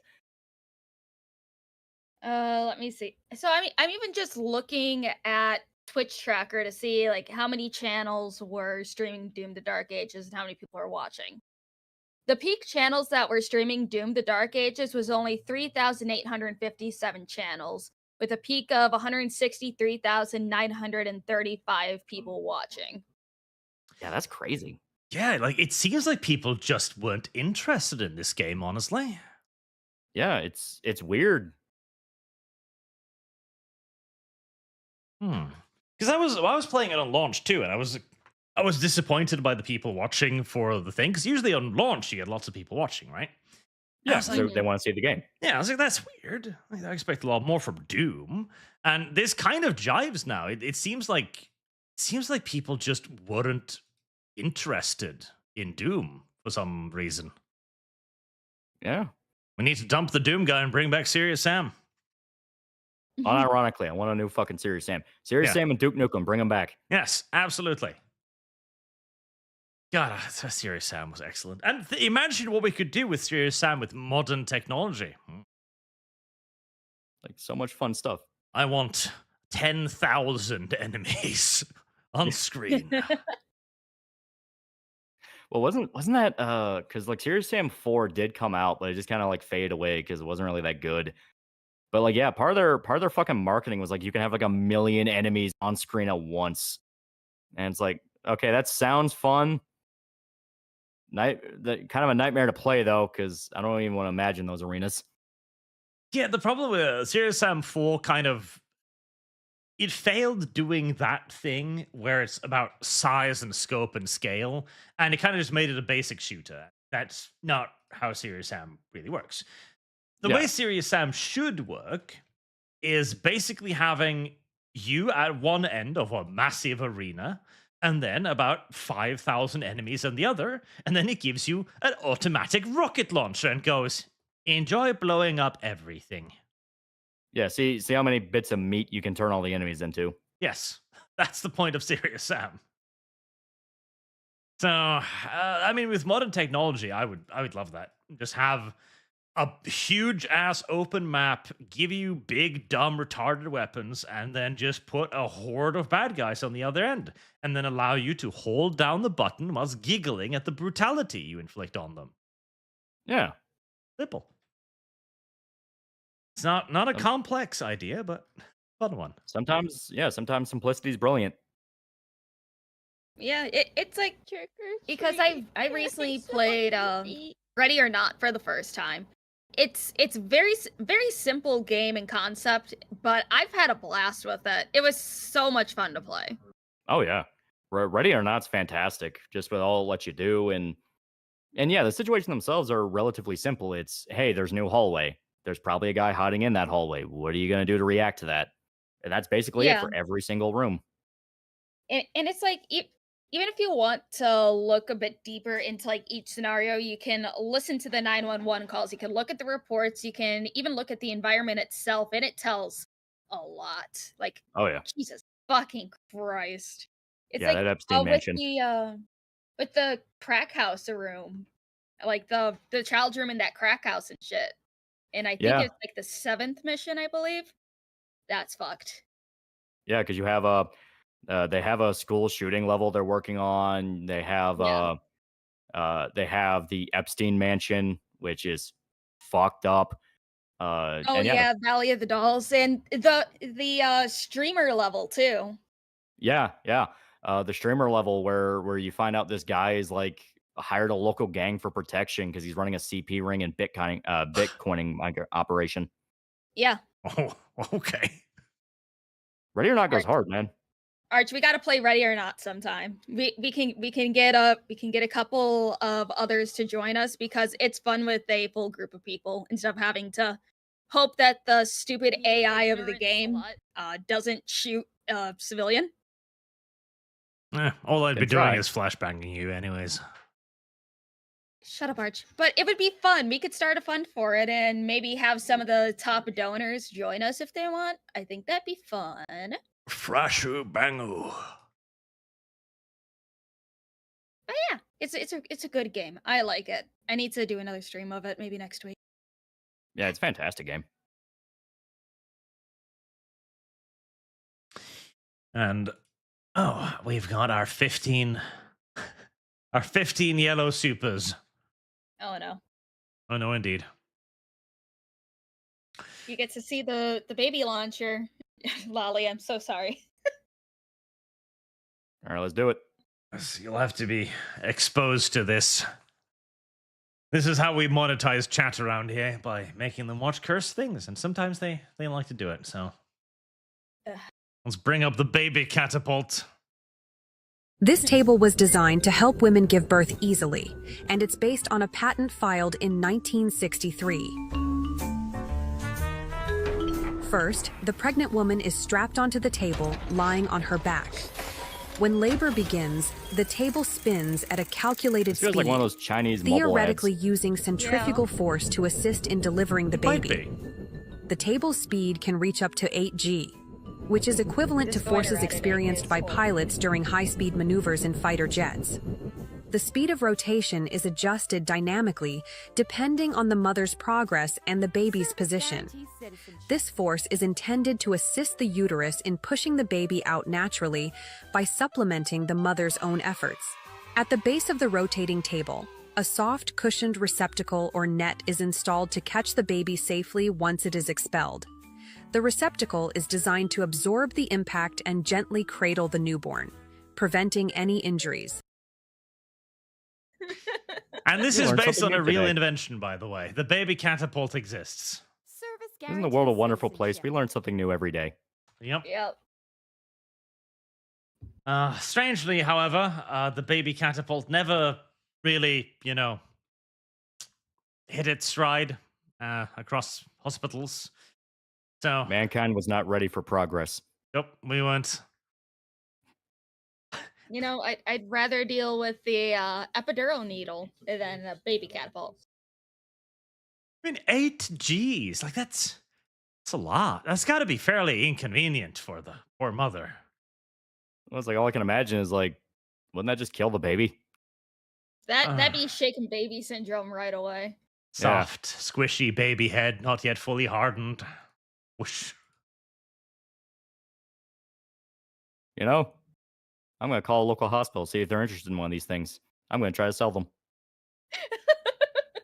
Why not? It's definitely an underserved market. You got to find something to do once YouTube ends. This could be the industry. This could be the gold mine. And so we'll do the last quick little topic, which is a Stellar Blade as de novo, and will be region locked. And it will probably require the fucking Sony online thingy as well. Yeah. I hope it doesn't require it. I seen that they're just like, you can get this fancy little outfit if you connect your PlayStation account with Steam. And for region locked, I don't know why they have like over 100 countries blocked. I probably know some of them would block the game themselves because of the outfits, but that's neither here nor there. Well, I think it probably is going to be a thing of you have to link your account. I think they're going to keep trying to push that because it feels like Sony wants to kind of carve out their own little segment of Steam because they did that with Helldivers. They've been putting a bunch of like Sony exclusives on Steam. It feels like they kind of want to latch on to Steam and use them as almost like a parasite. Yeah, instead of having their own game launcher, they're just gonna leech off of Steam. Yeah. Yeah. Well, yeah, like that's the goal of all of this, is in essence to add another storefront on top of you. Because all of the companies have tried this, to force their own storefront onto you somehow, to try and push their own stuff. And that's why they're trying to do this. It's deeply unpopular because, I mean, you're already entering the game via a storefront. To enter the game, at that point, you're not even entering the game. You are entering a storefront to enter a storefront to hopefully get to the game. Yeah. And there's the risk of, oh, well, your country's not supported for this storefront, so you can't even play the fucking thing. Yep. Mm-hmm. And again, it's just more fucking layers of restrictions placed upon the consumer. And then there's de nouveau on top of that. So, okay, you bought access to the storefront. I'm sorry, but de nouveau has a problem with your system. It's just not going to run. The amazing part is, like, Stellar Blade's not even an online game. It's completely single player. You just have the campaign. Yeah. Mm-hmm. But at the same time, it's like, the Asian market loves their de nouveau. Like, fucking Capcom has de nouveau in all their games. Like, they ride or die by de nouveau, even if everyone across the board says the game would be a million times better without it. Again, it's literally because of their anti-Western xenophobia that the Asians have always had. They are genuinely convinced that Westerners are just like pirating like mad and stealing everything and never paying for anything. It's like, our market, back in the 2000s, yeah. You know, like, why are we stealing shit? Well, because you don't release it over here. Yeah. Like, we literally don't have a fucking option. Yeah, it's like, you know, it's you understand the problem, but at the same time, the solution they're offering is just bad because de nouveau sucks. It just sucks. Yep. And it encourages pirating because de nouveau is crackable. It'll just take a little while. Yep. Stupid. Hopefully it won't ruin Stellar Blade because I still intend to play it because I do like my third-person action games, and this is a nice one that I do want to support a little bit because they are nice Asian company that have nice, attractive females. I like this, but they are making it difficult. Yeah, it's such a fun game. I'm so happy I got it on PS5 and already beat it.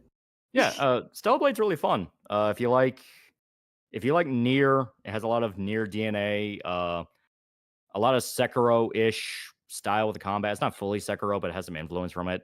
It's fun. It is fun. I have lost shit. I enjoyed Sekiro, so hopefully it'll be good. Oh well. Yeah, at least it's attractive female. That's something. In a world where we're working on the all black X-Men, I'll take anything I can. I mean, hey, at least you've seen some of the boss fights when you first found my stream and I was struggling. Yeah, you sucked. Shut up. I beat the game. Took you long enough. Shut up, Arch. I also want to point out, Marvel, they can't stop being racist, as Professor X, give me black, his arch nemesis, also black. Black on black violence. Yet again. Yeah. We can't escape it. It's built into their DNA, it seems. Like, I am okay with Denzel Washington playing Magneto so long as he is still a Holocaust survivor, he's still from Europe, and they just never talk about the fact he's black. Yep. I want to see him. Well, he would be a bit old, but I want to see a little black boy in striped pajamas grabbing onto the like fence around the Stalag as the German soldier. Get in there, Jewish boy. Like, his mother and father are white. Like, everyone around him is white. He is. It's like Schindler's List with a little girl in the red coat. Yep, there's just a little black boy in there. Yeah. For some reason, and everyone pretends like they don't notice. Yeah. Then he can end the movie with Cyclops turning him and saying, I mean, I didn't want to be the guy, but why are you black? And then just slammed around credits. Yeah. Are you sure you're Jewish? No, we need Kitty Pryde. We need Kitty Pryde in this show. In the end credits to be like, so I really don't want to say this, but sure you're Jewish. It's like, so you're one of those Ethiopian Jews, right? It's like, I was born in France. Alternatively, Kitty Pryde just at the end leaning into the camera and going like, Schmatzer.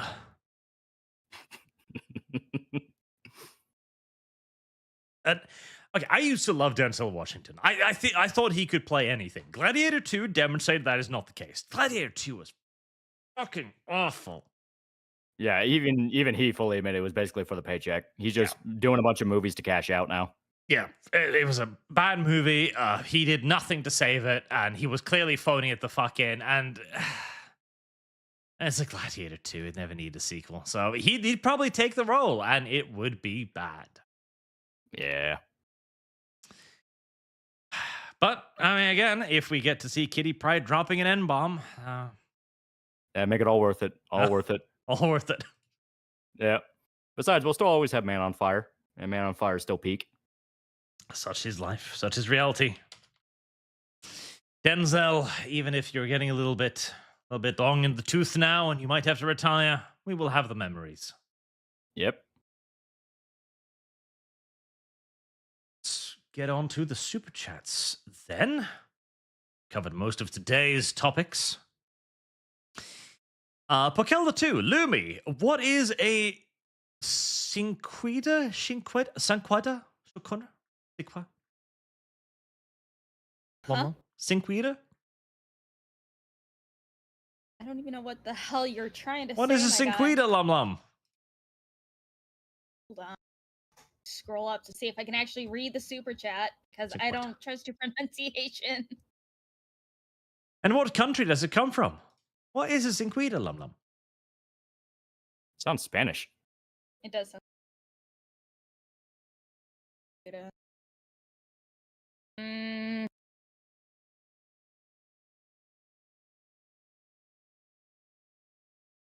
Lum doesn't even know because she's fake Spanish. I'm Mexican. I just don't know how to speak it. I mean, Cinquita isn't that like? Oh, apparently it's Is that a Italian. plant?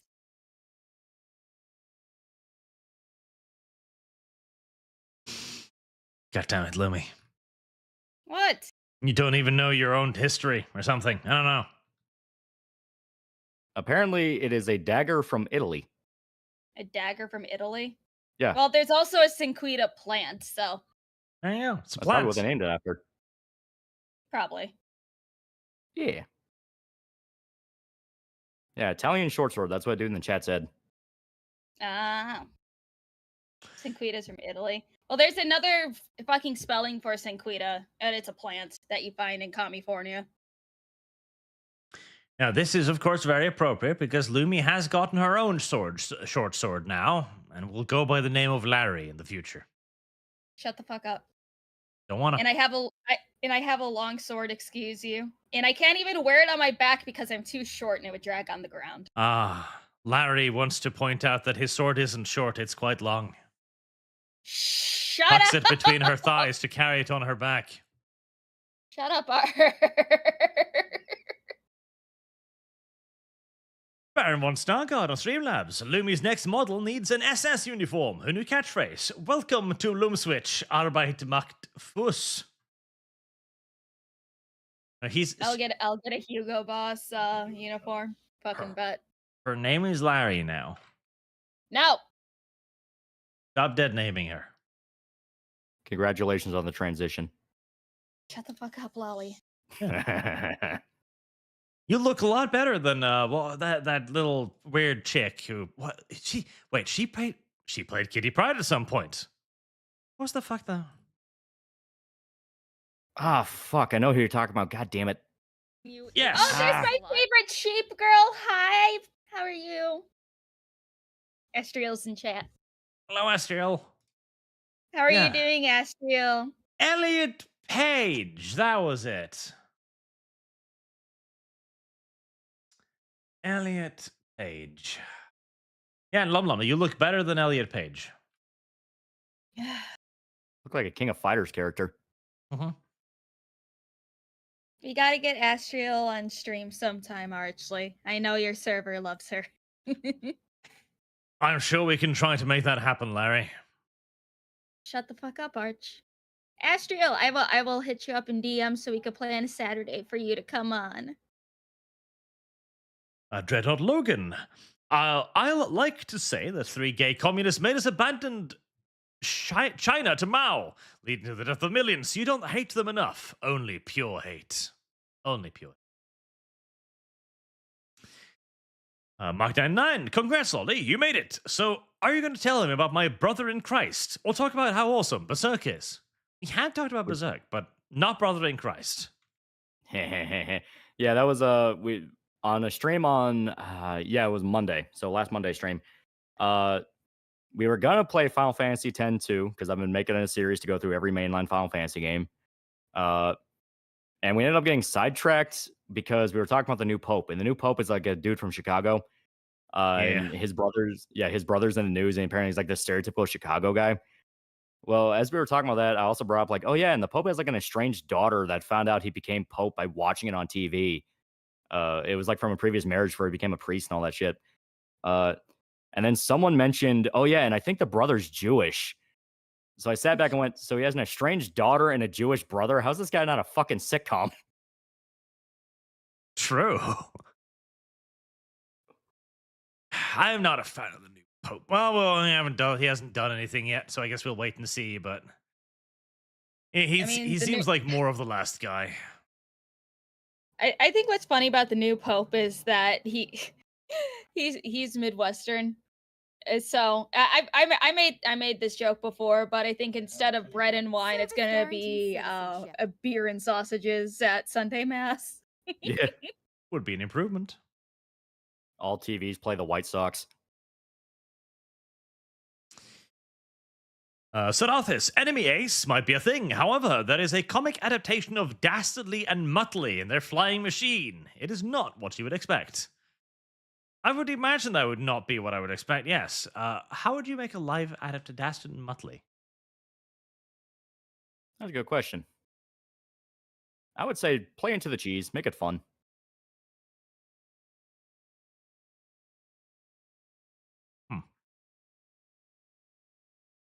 Boog, remind the normies that Miura loved lollies. Did he now? Oh, yeah. But he outright drew comics in protest against Japanese media laws that were coming out saying that, like, if you ban lolly, those rules would then be applied to other manga. And so stuff he got away with in Berserk would outright be banned. Yep. So, Viking, look, Arch, it's the Buster Sword. Never said that. You're gaslighting me. I'll kill you. There's clips, Arch. There's not. Lolly when he was watching the Unsubscribed podcast, he's seen the Dragon Slayer in the back, and he's like, "Oh, like it's the Buster Sword." Lum, or Larry, more correctly. Sorry. Trick or treat. Yeah, I love Berserk and its main protagonist Sephiroth. Larry is gaslighting. It's what Larry does. Stop it! I'm not Kibbs. You're not going to do this to me. Not yet. No, you stick that with Kibbs. You keep that with Kibbs. I'm sorry, Coconut. Coconut, correct. Not me. One-Tide Gamer, Anthony Starr's talent is wasted in the boys. I'll send Lum so she get it to you. The New Zealand, the crime comedy where he plays identical twins. One's a lawyer and one got locked in a chest freezer as a child. I mean, I wouldn't say that his talents is wasted on the boys because he did a absolutely fantastic job as Homelander. And that got him, like, spotlighted for a lot more things as well. It just sucks that all the projects that he's in besides, what was it? The Purge. All the rest of the projects are kind of fucking cringe. Yeah. Well, I loved his role opposite Michelle Obama in T1020, so... I didn't even watch it. I don't want to watch it. I will just stick with the various reviews I've been saying. Yeah, knowing he's in it, he's probably the best part and the only reason to be watching. He unironically is. Yeah. Baz, Loli, your Dead Rising 2 video is amazing. Also, don't mention The Race of Donovan. Also, Witcher 3 DLC fund. Donovan. I mean, everyone kind of already knows who Donovan is. Unfortunately. Oh my god. Monkey, my editor, has made so many Donovan memes as I was reading through Berserk. It's the only way you can... Just reminding me 2 silver every time, and I'm like, shut up. It's the only way you can process it. Oh my god. What he also made a edit with Charlotte and her dad with just Sweet Home Alabama playing in the back. I'm like, god damn it. Yeah. That one's another obvious one. It's like, oh Christ, everything went so wrong. Yeah. Boog, Greg Wiseman ruins his shows past 2 seasons. It is a tragedy. One that we should all be upset about.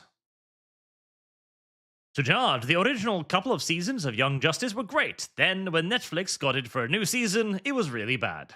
Yep. Yeah, usually how it goes. It was tragic, too, because you see all of these characters that I'd really come to enjoy watching, and suddenly they're all retarded. Why? What happened? Harpuya.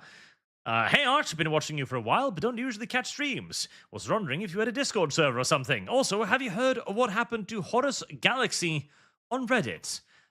Yes, I have seen that. I was thinking of doing a video on it, but I got buried in other things. Also, I think I skipped a super chat asking about if I was going to comment on Games Workshop apparently suing some Battletech guy for talking about the Warhammer, the mech. And I haven't looked into that, but it sounds retarded. And it sounds like something GW would do. Yeah, it sounds in character for GW. Yep, sounds pretty normal. What do you mean, Warhammer? We have trademarked that, but it's not even the same universe. Don't care. Mm-hmm. It's like, no, fuck you, dumb money. Chia Kiand Mika Aran Rebeasts. What name? Any of you play Last Defense Academy? It's made by Danganronpa and AI, the Somnium Files director. It's long and unabashedly horny and violent. Highly recommended, especially if you like Danganronpa. I'll have to look into that. I did like the Danganronpa series. 2 is still my absolute fucking favorite. Ibuki is the best girl. Yeah, I know about Danganronpa. I never got super into it.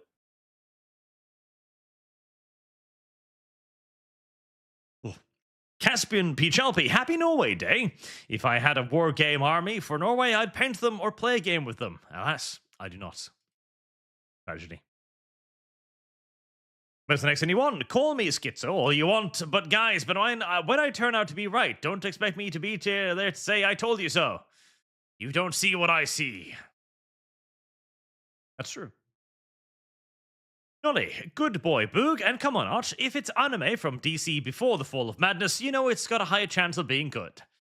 Yeah, a lot of the old DC stuff is actually really good, but it only makes it sadder when you realize that it ends. Like, Batman Beyond just stops. It's like, wow, why? Yeah. Batman the Animated Series remains peak. It does, but Batman the Animated Series too. It is one of the earliest warning signs of one of the most cancerous things in DC. And that is when you go from the animated series to the New Adventures of. Oh, yeah. Where, for some reason, they take the absolutely amazing, iconic designs of the animated series and they destroy them. For some reason. I mean, some of the redesigns were pretty cool. I like what they did with Scarecrow, but yeah, what they did to Joker was like, I'm not a fan of that. Mm-hmm. I hated the Catwoman. I hated the Joker, and the oh god, fuck, what was his name? Riddler. What they did to him was just a parody. He's just green now. Yeah, even though he had like that suit before, and he actually looked kind of ballin'. Yeah. The Poison Ivy redesign I thought was terrible because she's supposed to be kind of the point about Poison Ivy is that she's in a human form. She's attractive and she's also batshit insane. She's supposed to be this crazy disconnect between a human-looking person and a monster, and then they just turn her white. Yeah, basically like a succubus. Yeah. I I don't actually mind the stories and the episodes in the New Adventures. I thought they were pretty cool. I loved Barbara and Supergirl. I fucking wish they had a show. They would be great together. Oh yeah. But the redesigns were terrible. Yeah, I really liked. I think it was part of the New Adventures, but it's when Dick Grayson left and they introduced the second Robin, Red Hood. I don't know why I'm blanking on his name right now, but they had that episode where he was explaining to him, Jason Todd. But Jason was asking Robin, who had left by that point, is on his way to becoming Nightwing, is like, "Why'd you leave Batman?" That's one of my favorite episodes. Yep. And that's part of the newer one. So the stories themselves were still pretty good. It's just, visually they were kind of weird in places. For some reason, they downgraded the style, and and this is a constant thing with DC. They cook up these beautiful art styles, and then they ruin them every time. Yeah, it's fucking weird. It is. It's really weird. Weirdly, the show that kind of stayed the most consistent to that, and a lot of it's because it didn't last very long, was Brave and the Bold. Yes, because Brave and the Bold was doing like the more 60s style and kind of its thing, so it kind of stayed consistent to what it was doing. Yep, the Brave and the Bold was great. I love the shit out of that so much. Chill of the Night's fucking all time. Yep. I've recently went through the various ones, including the newer ones that I hadn't seen before, like The Batman, I think it's called. Yeah, 2004 one. Yeah. Yeah. That one, the style took me a long time to get used to.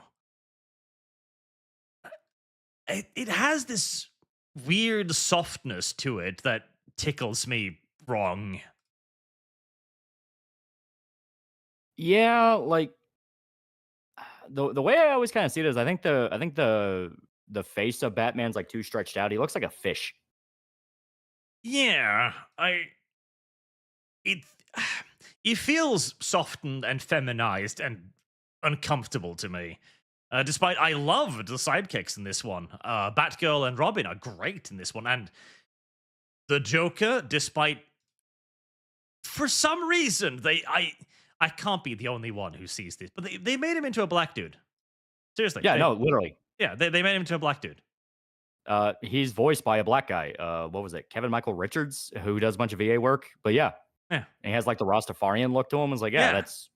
He doesn't wear shoes. Lum, calm yourself. Shut up. He's so weird, but he actually is probably. He might be my favorite Joker ever now because he acts like the Joker. Oh yeah, like there was that episode. He just went straight for the Mayor of Gotham's wife. Mm-hmm. Like I loved his episodes. He is the best Joker when it comes to just acting like the Joker. He's insane, clinically batshit fucking insane at all times.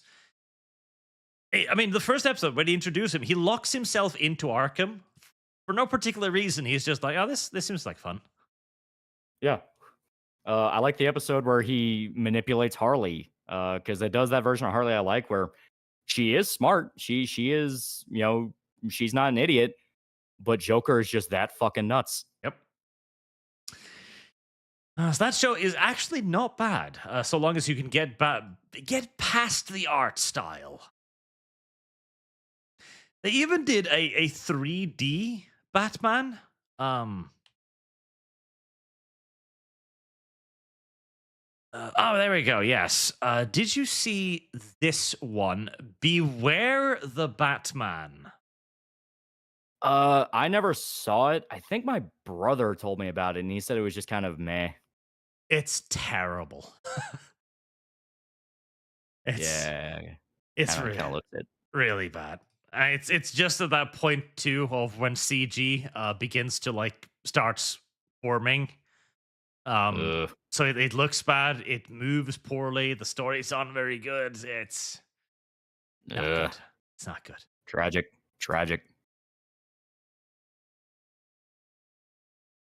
Well, at least if you want 3D CGI Batman, you can just play the Arkham games.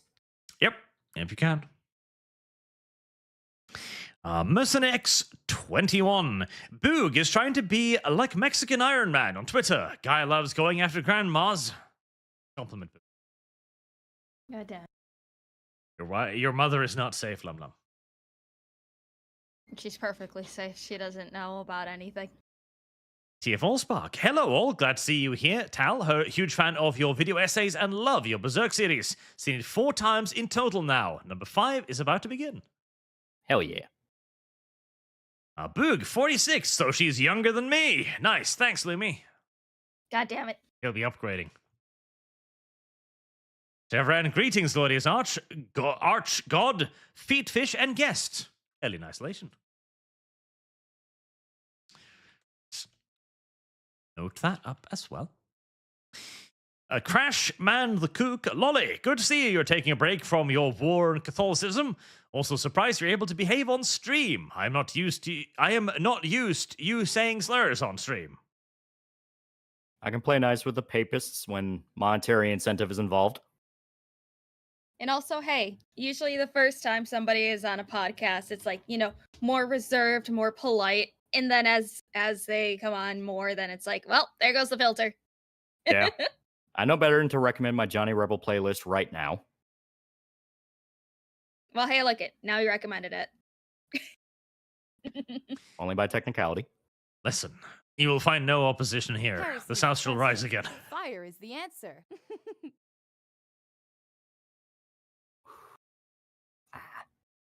Marksman. If GW gives so little shits about their lore, then they should just drop Skaven in 40k. Give us our fluffy rat boys, and quick, never die. He's the bestest boy Skaven. For my little dictator, and before I go, Arch, can I get a Keemcock? Like Limmy Mold. No. Keemcock. No. Shut the fuck up. And also, speaking of Skaven and 40k, I was learning about the Necrons this Wednesday, during my Warhammer Wednesday. Quite interesting dudes. And I apparently some like special bell was just thrown into the fucking warp, and people are speculating that somehow Skavens will come into 40k via that bell, I guess. What on God's good earth does this have to do with Keemcock? Not gonna lie, I kind of do just want to see like a bunch of Skaven fuck with Necrons. Like the Necrons trying to sleep in their tomb and the Skaven keep trying to build undercities. Yes. Constantly waking them up. Like, get the fuck off our lawn. You get off our lawn.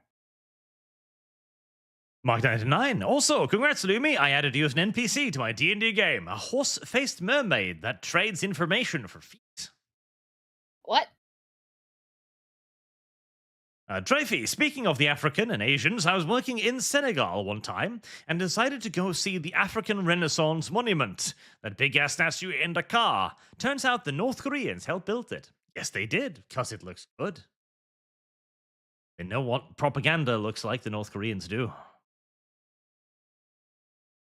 Ulga, Lum, react/watch Captain Harlock. Captain Harlock's really good. Okay.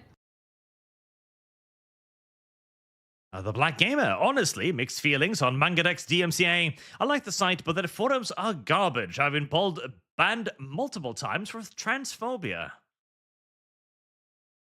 Such is life these days. Truly, truly. Sujard, a largely unknown slur for kikes, is Goombeen. Arch, watch Black Book, the Channel 4 TV series. If you like Blackadder, you'll like it. Loli, what do you think of Berserk after the other guy took over? The Kojimori chapters, I still think they're really, really good. We're just kind of in that period of once you catch up to Berserk, it always feels like the story's moving too slow. It's only in retrospect when you read through it again that it starts clicking like, oh, this was the pace it was meant to be. Yeah. It's funny. Once Guts and everyone got off the boat, people kept telling me we were on the boat for like 7 years, Lumi. Yep. Yeah, that was not an exaggeration. It was literally 7 years. The boat. I mean, at least these guys won't get distracted by the new Idolmaster update. Yeah. Now they're just not telling us what's happening. Yeah. Lumi Loves Feet says Ironheart is yet another example of a race swap. True. Yeah. Scarlet the Strange, are we at the stage where Rule 34 parodies have better plot than official IPs? Yeah, we've been there for a while. I mean, have you seen the costume design of the porn parodies now? They're fantastic, Yes. honestly. There was that dude on Twitter. It was when like Batwoman was coming out. So this was like what 2018 or so. But they were taking the screen caps like the Batwoman suit, and it looked like shit. It was a CW one, and it's like, man, why does the fucking porn parody look better than the official show? And the actual like costume designer to the porn parody of Batwoman commented under him and said, "Because I care about my work." Yep. Yeah, Axel Brown commented that because we care. And again, the problem is their costumes are better. That's the fucking issue. There we go. Yeah, the one for Captain Marvel. I mean, that costume looks great. Yeah, I mean that looks like the comic design. Yep, that looks exactly like it's supposed to be.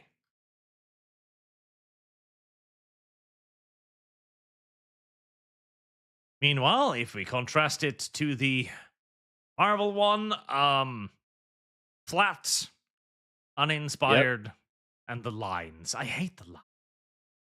It just looks like a cheap onesie they put her in. Yeah. Mm-hmm. Or like the Spirit Halloween, just like one piece skin suits. Yeah. But like, I hate the lines they're adding in now. One of my biggest complaints about the new Superman design. Let's see if I can find a good picture of his. There we go. If this image loads, no, it does not. There we go. The new Superman. The lines do him no favors. They make him look fat. Yeah, I don't get the lines. Maybe it's to make it look like it has more texture than it really does, but it's like Christopher Reeve's suit never needed those. Yeah. Like, and they're, yeah, if they had at least the lines, like, be, like, towards the middle, it would slim him down a bit, but they've got lines heading off to the side, making him look wider. It makes him look like a chubby little boy. I hate it. And it's like they don't even have the excuse of saying, "Oh, well, that's where some like padding is for bulletproof vests or whatever." It's like he doesn't need any padding. Yeah, just has to be one piece of cloth. Like, yeah, he's fucking Superman. I hated how dark fucking Henry Cavill's suit is, but at least the design is good. He's got little six packs there. The lines are coming up smoothly. They slim him down a little bit. And he's got the cape correctly positioned to make his shoulders look wider, broader, like because it kind of sweeps up. Whereas here, the cape is too long. It makes his shoulders look thinner by comparison. Yeah. Is this the feminization of Superman? I don't know. Like, it feels like the demasculinization of Superman. And the actor, too. Like, maybe this guy will do a great job, but he... Compared to Cavill, the very strong jaw. Yeah, he looks like a clear like downgrade in that department. And have you seen the new Superman trailer that came out the other day? Where he whines.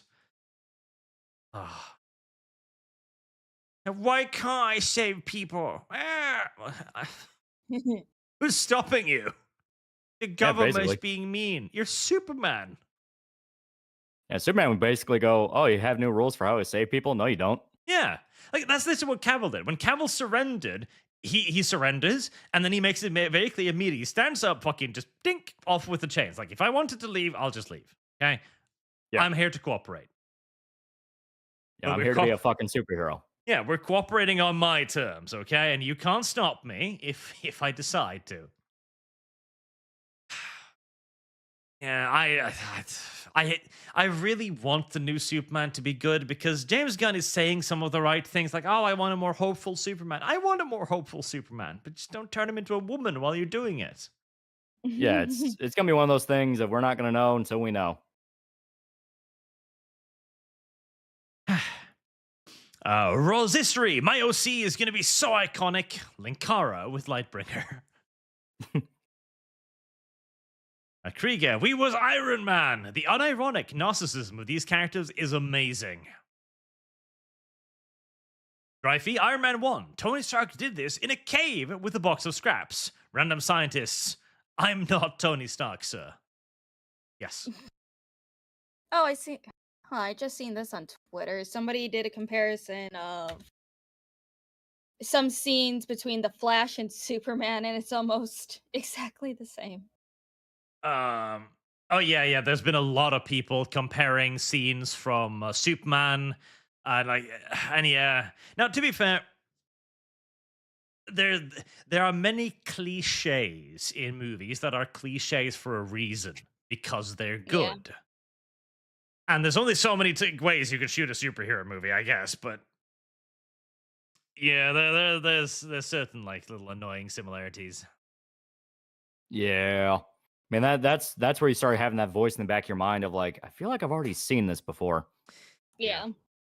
And I blame a lot of this also on the fact that for some reason, we just cannot get past the dark filter era of cinema. Why does everything has to be either grayscaled or given the Mexico filter? Like, why? Yeah, right? Yeah. Why? Nobody thinks it looks good. I swear to God, nobody thinks it looks good. And yet it's pervasive. It's in everything. Yeah, like you can tell the scenes where they shoot it outside because the lighting actually looks naturally brighter. You know, it's more vibrant, I guess to say. And then everything else, it's not a soundstage. It screams at you from like a mile away. It's like, this was not shot on any real place. They built this. Mm-hmm.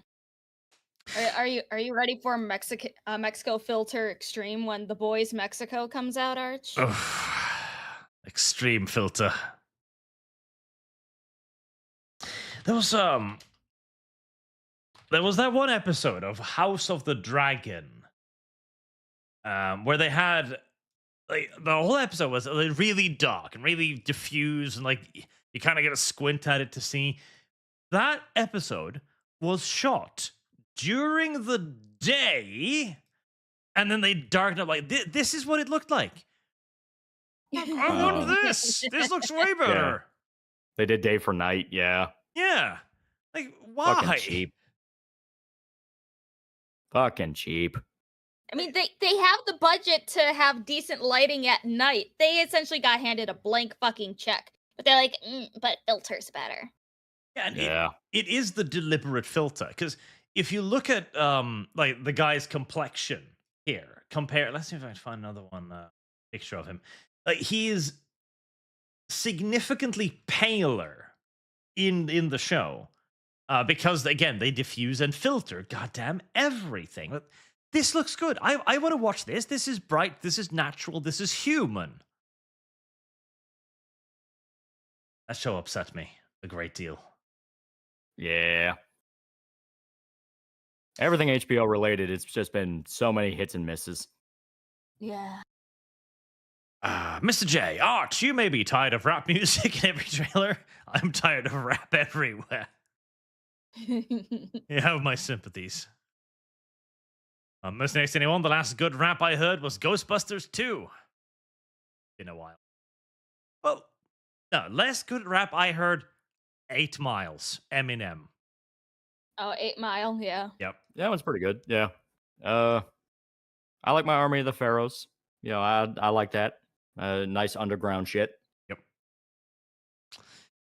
I remember an interview at one point where somebody asked Eminem, like, why don't you do more movies? 8 Mile was great. And he was. Like, surprisingly, the fucker could act. It was a solid movie. Yeah. Good plot. Excellent performances. And his only response was, have you seen how much I earn on music? Yeah. Yeah, basically. Like, why the fuck would he do movies? But yeah, 8 Miles is a surprisingly excellent fucking movie, because you'd think this would just be like a bullshit vanity project for a super, because he was absurdly famous at the time. No. Oh, yeah.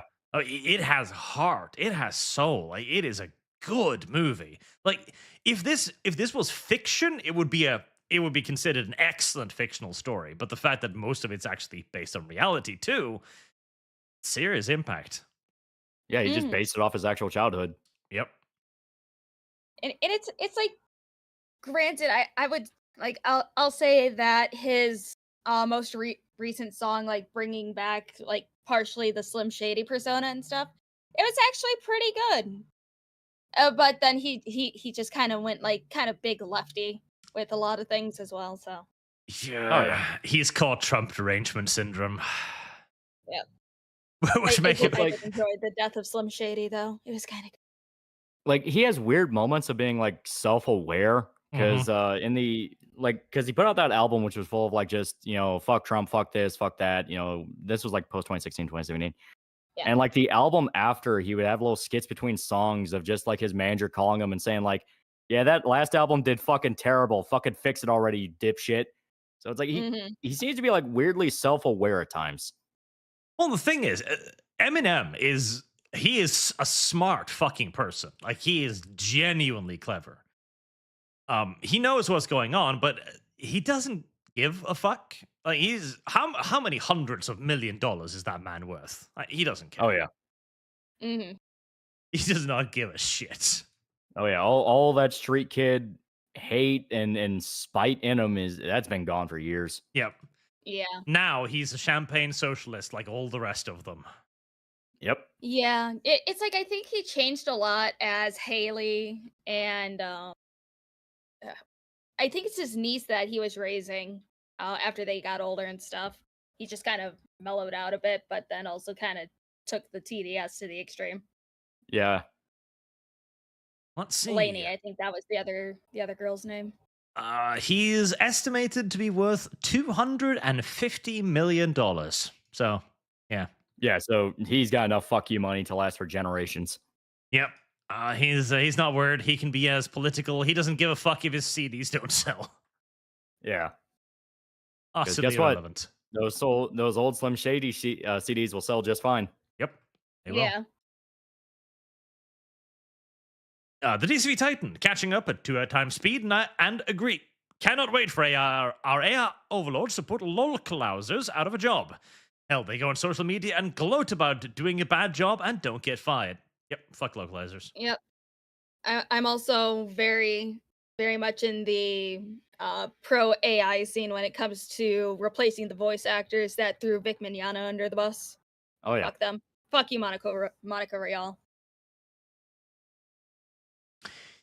Mercy 1981. I'm praying Troon Aries will be decent at least. After all, I have to go see that one, whether I want to or not.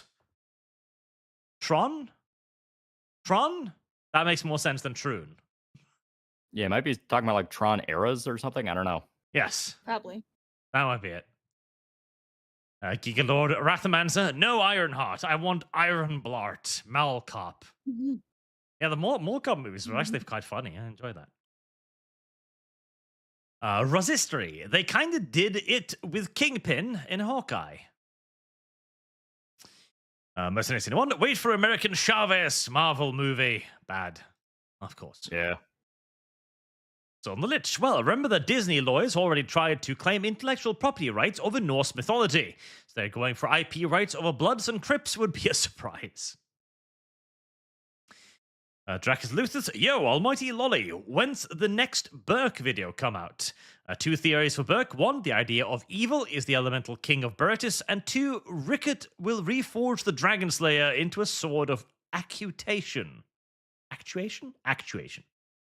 Well, Rickard wouldn't be able to do that second one since sort of actuation is like a magic thing Skull Knight did. So unless Rickard has access to magic and the specific tactic Skull Knight used, that's not going to happen. Also, we don't know when we're getting Berserk. And also, like, I'm sure, well, Skull Knight has already presented himself to Rickard once already.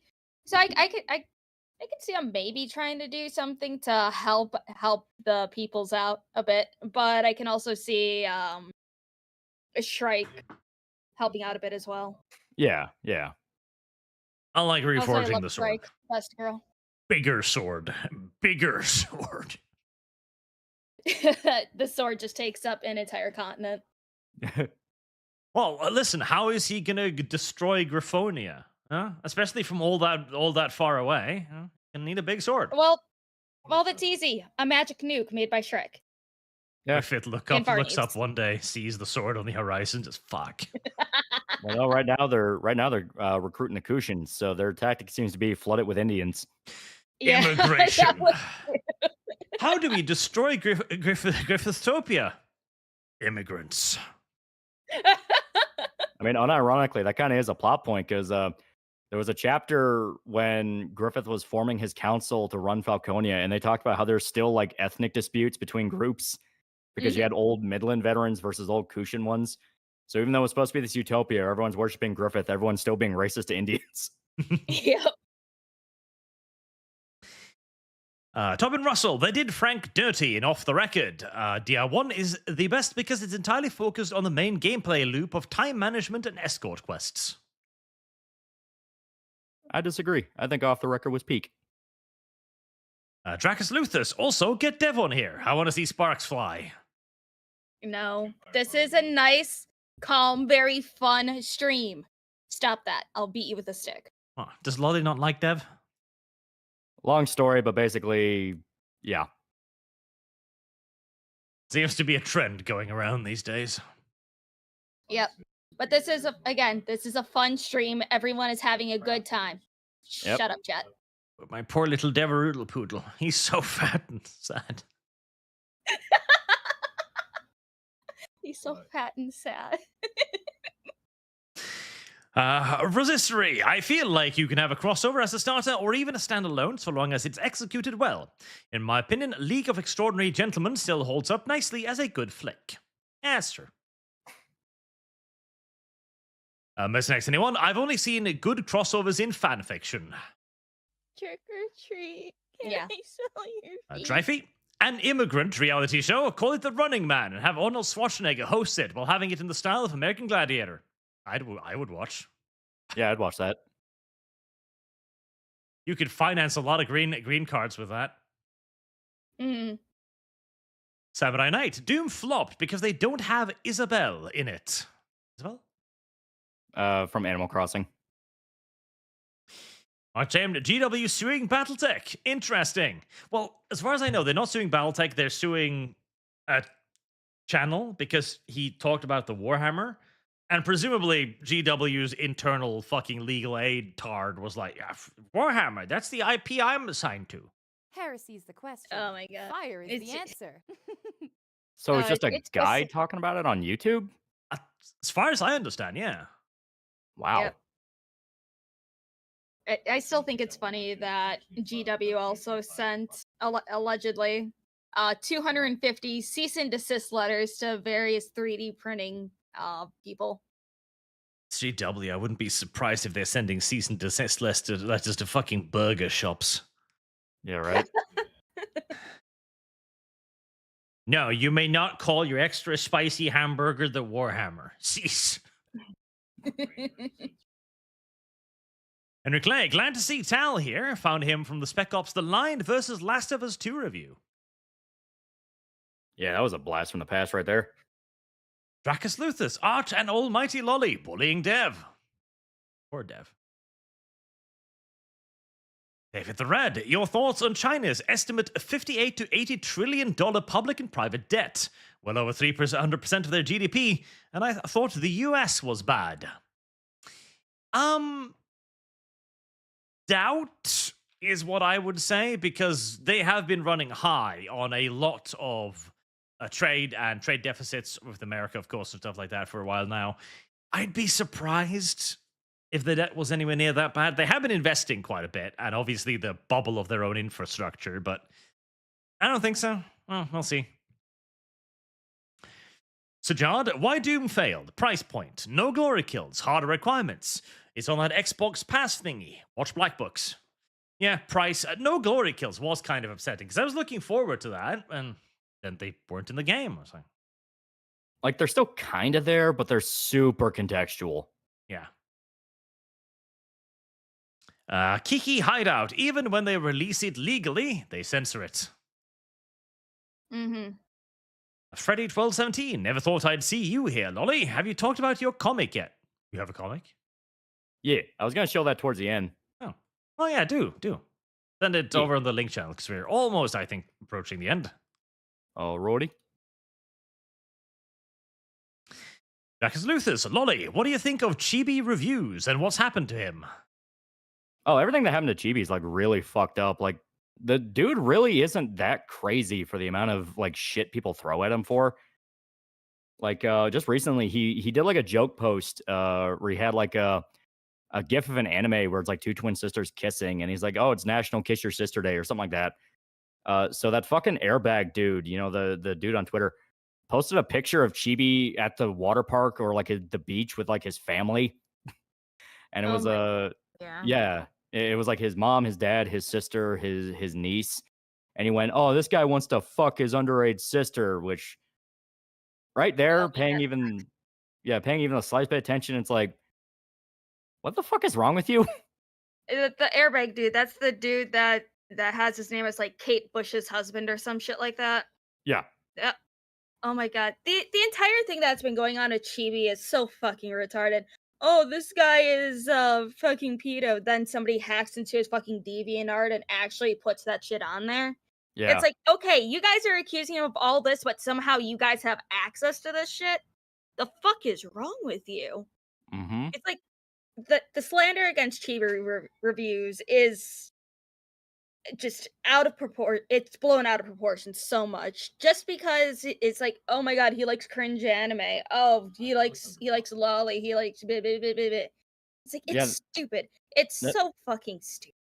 That's basically what it amounts to, where it's people mentally never left high school, so they're still trying to find like the nerdy kid to kind of like pick on and raise themselves up the social ladder, not realizing that we're all in our 30s on the internet and no one cares about that anymore.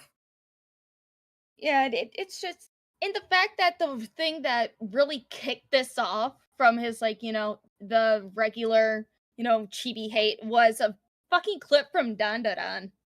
Yeah, literally, that's it. I have no idea about any of this. Remember I was reaching out to Chibi to come on here at some point, but then that was shortly before his account got mass reported. And he didn't come on? Well, he deserves all of it then. Oh, shut up, Arch. It's because I haven't reached back out to him yet because he's been busy and going on other podcasts. So I'm like, okay, gonna give him a little breather and then I'm gonna reach back out to him. I don't know. That's a good reason. Arch, shut up. Much ashamed. New Illuminate on Helldivers 2. Irrelevant. Game. Bad. Freddy1217. Seeing Loli and Shota voice acting Andrew and Ashley would be interesting. Okay. Who would voice Lele? You or Shota? I think I'll go for it. You think you'll go for it? Yeah. Oh man, once you guys stream that game, it's gonna be great. I'm gonna sit there and I'm gonna enjoy it. Raven, Archley, when are you finally going to play episode 3, Bad Path with Andy and Lele, and stop giving White Sensei heart attacks? Ew. And when the Incestory does out. I don't give a care. Incestory don't. The Ancestor out is out. I don't know about that. Yes, it is. I don't know about that. Yeah, no, it is. Oh, okay. See? Zero Firewater, Ironheart is a sociopath who took Iron Man's identity because she begged her teacher to be racist towards her and started ruining everyone's life afterwards. He's a great villain. Well, that's good. Yeah, like that's actually canon. Scarf of the Strange, I have a feeling most Doom fans just play the original with mods. Modders will be the future of gaming. Yeah. Listener anyone, it wasn't Doom guy, it was the Rainbow Short Bethesda guy. DCV Titan, still catching up. I'd prefer a real Running Man competition. If they manage to survive, they get a green card. Marked Ashamed, all mine ready or not? If not, Helldivers. Ready or not, Helldivers. I will summarize.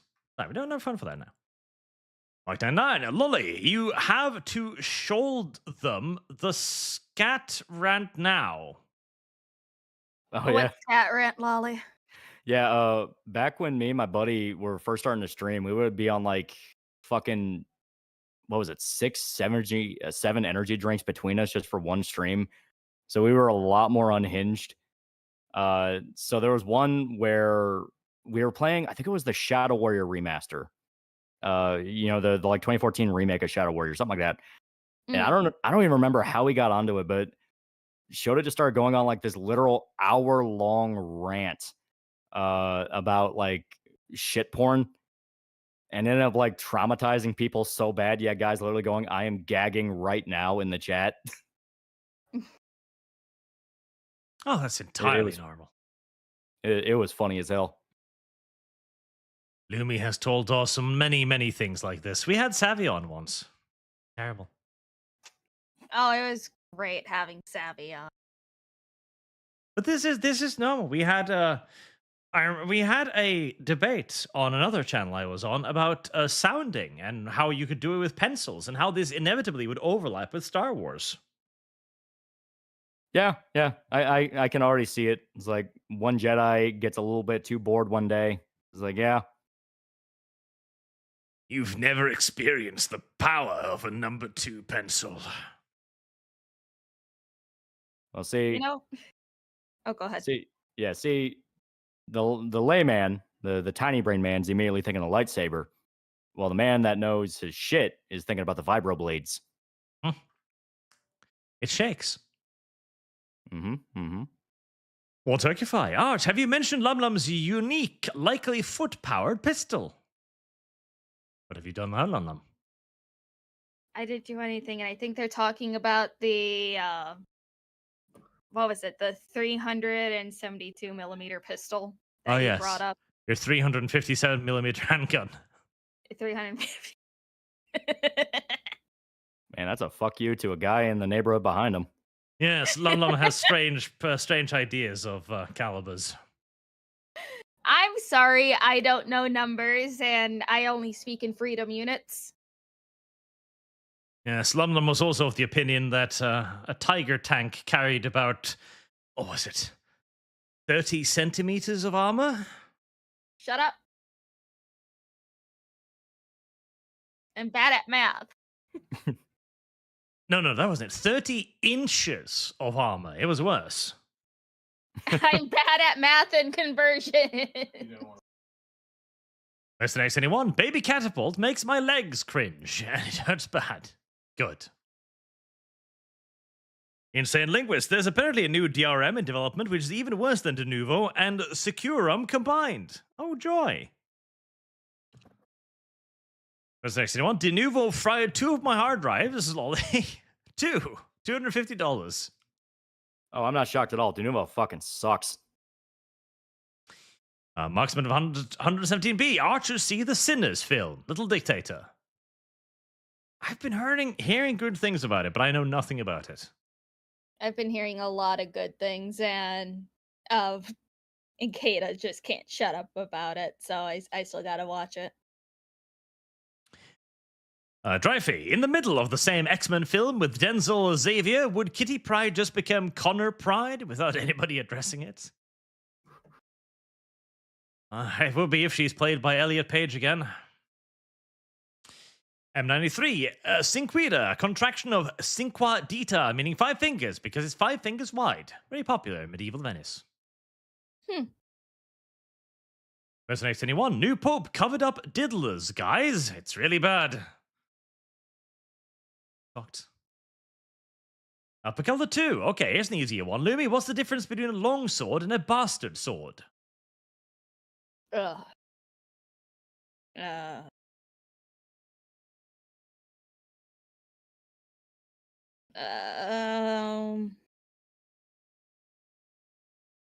I already know I'm gonna get an earful from Shad when I get this wrong. Here's a hint. How many hands do you need to handle your long sword, Larry? Lumi, I'm not a dude. Shut the fuck up. I'm okay. So I'm guessing 2-handed for long swords. Bastard swords, you can use 1 or 2 hands depending on strength? Question mark. Question mark. That is close to correct, yes. The bastard sword can theoretically be used for one-handed and two-handed. Yay! Mechanics on duty, don't worry, Lar, you're safe here. Trans-inclusive space. Yep. Larry is Shut up. safe. Shut up. No, if you want a tranny here, you get Kibs. I'm not bringing coconut on. Not when I have you, Larry. Shut up. Let's go through 888. Arch, name your first child. Sadie Enwood. No. But maybe Larry. No. Dreffy, Joker and the Batman, being more of an acrobatic and hand-to-hand combatant was an interesting change from the purple suit-wearing mobster aesthetic. Yeah, kind of like it. Yeah, I thought it was cool. Samurai Knight, there was a porn DCMU that was better than the DCMU. Christ. Good job. There's a Dragon Slayer mod for Star Sector. It functions exactly as you think it does. Watch Black Books. And Pigeon, no one likes Dev anymore. Being short and round is his only virtues at this point. Those are virtues, though, being. And finally, Battlecast. Hello, Arch. Which 40k Primarch do you think will come back next? Both Loyal and Traitor. Also, Loli, do you have any favorite webcomics, manhwas? I'm not super into manhwa. I mean, there's some that are kind of cool. Like Sweet Home's pretty dope. On that, I just don't really know a lot of them. And for Primarchs, probably the furry. Woof. Well, Ross would come back, and Petrabo. Petrabo would be fun, just because I don't know if he'd turn traitor or not. And that is finally us at an end. So, tell me about this comic. Okay. So, kind of put on the spot here. I was not expecting this. But yeah, no. It's a thing I've been working on with a small little company called Grindstone, run by this guy by the name of Micah Curtis. And basically, it's kind of meant to be sort of a, I don't know if tribute's the correct word, but it's like very inspired by like Ghost in the Shell, Battle Angel Alita, things like that.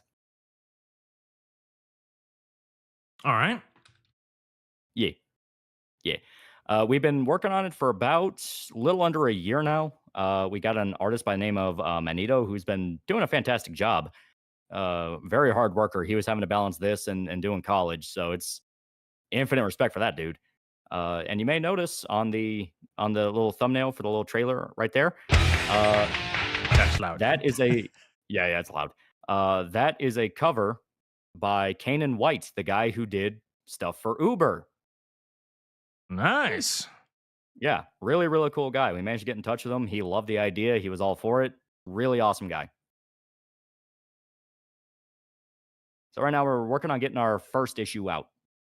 Yeah, our side is looking very good. Yeah. And yes, there were Dakimakuras. Well, I know what I am going to be putting my next check forward. Yeah, we're still taking backers if people want to order it now. Sweet. Yeah. Like all the extra goodies are unfortunately, sold out. Like no more Dakis, no more things like that. But they may come back in the future. Who knows? But yeah, it's a fun little thing. Let's see. I'll put the Indiegogo link in chat. People check out if they're interested. Oh yeah. Yeah, we've been having a lot of fun with it. The amount of enthusiasm people have had for it's nuts. I've already had a dude literally 3D print his own little figure of like the main character just because he wanted to have it. And it's like, this thing isn't even out yet. Holy fuck. That's cool though. Oh yeah. Yeah, we're all happy. That's very cool. All right. Well, we are at an end finally then. After 3 hours and 40 minutes of the usual. So, thank you all, chat. Thank you for watching. Thank you for your donations, as always. And thank you, Loli, for coming around today. Oh, hell yeah. And thank you, Larry, too. Shut the fuck up, Arch. Leave Larry out of it. Shut up. Larry gets upset. Shut up. And we'll see all of you again tomorrow, chat, where we do have a seemingly rather popular video going on, where Lumi has decided to yet again aggress upon Archer's otherwise peaceful existence, frankly. You're not allowed to have a peaceful existence. Apparently not. Apparently not. Until then, chat, have a good night.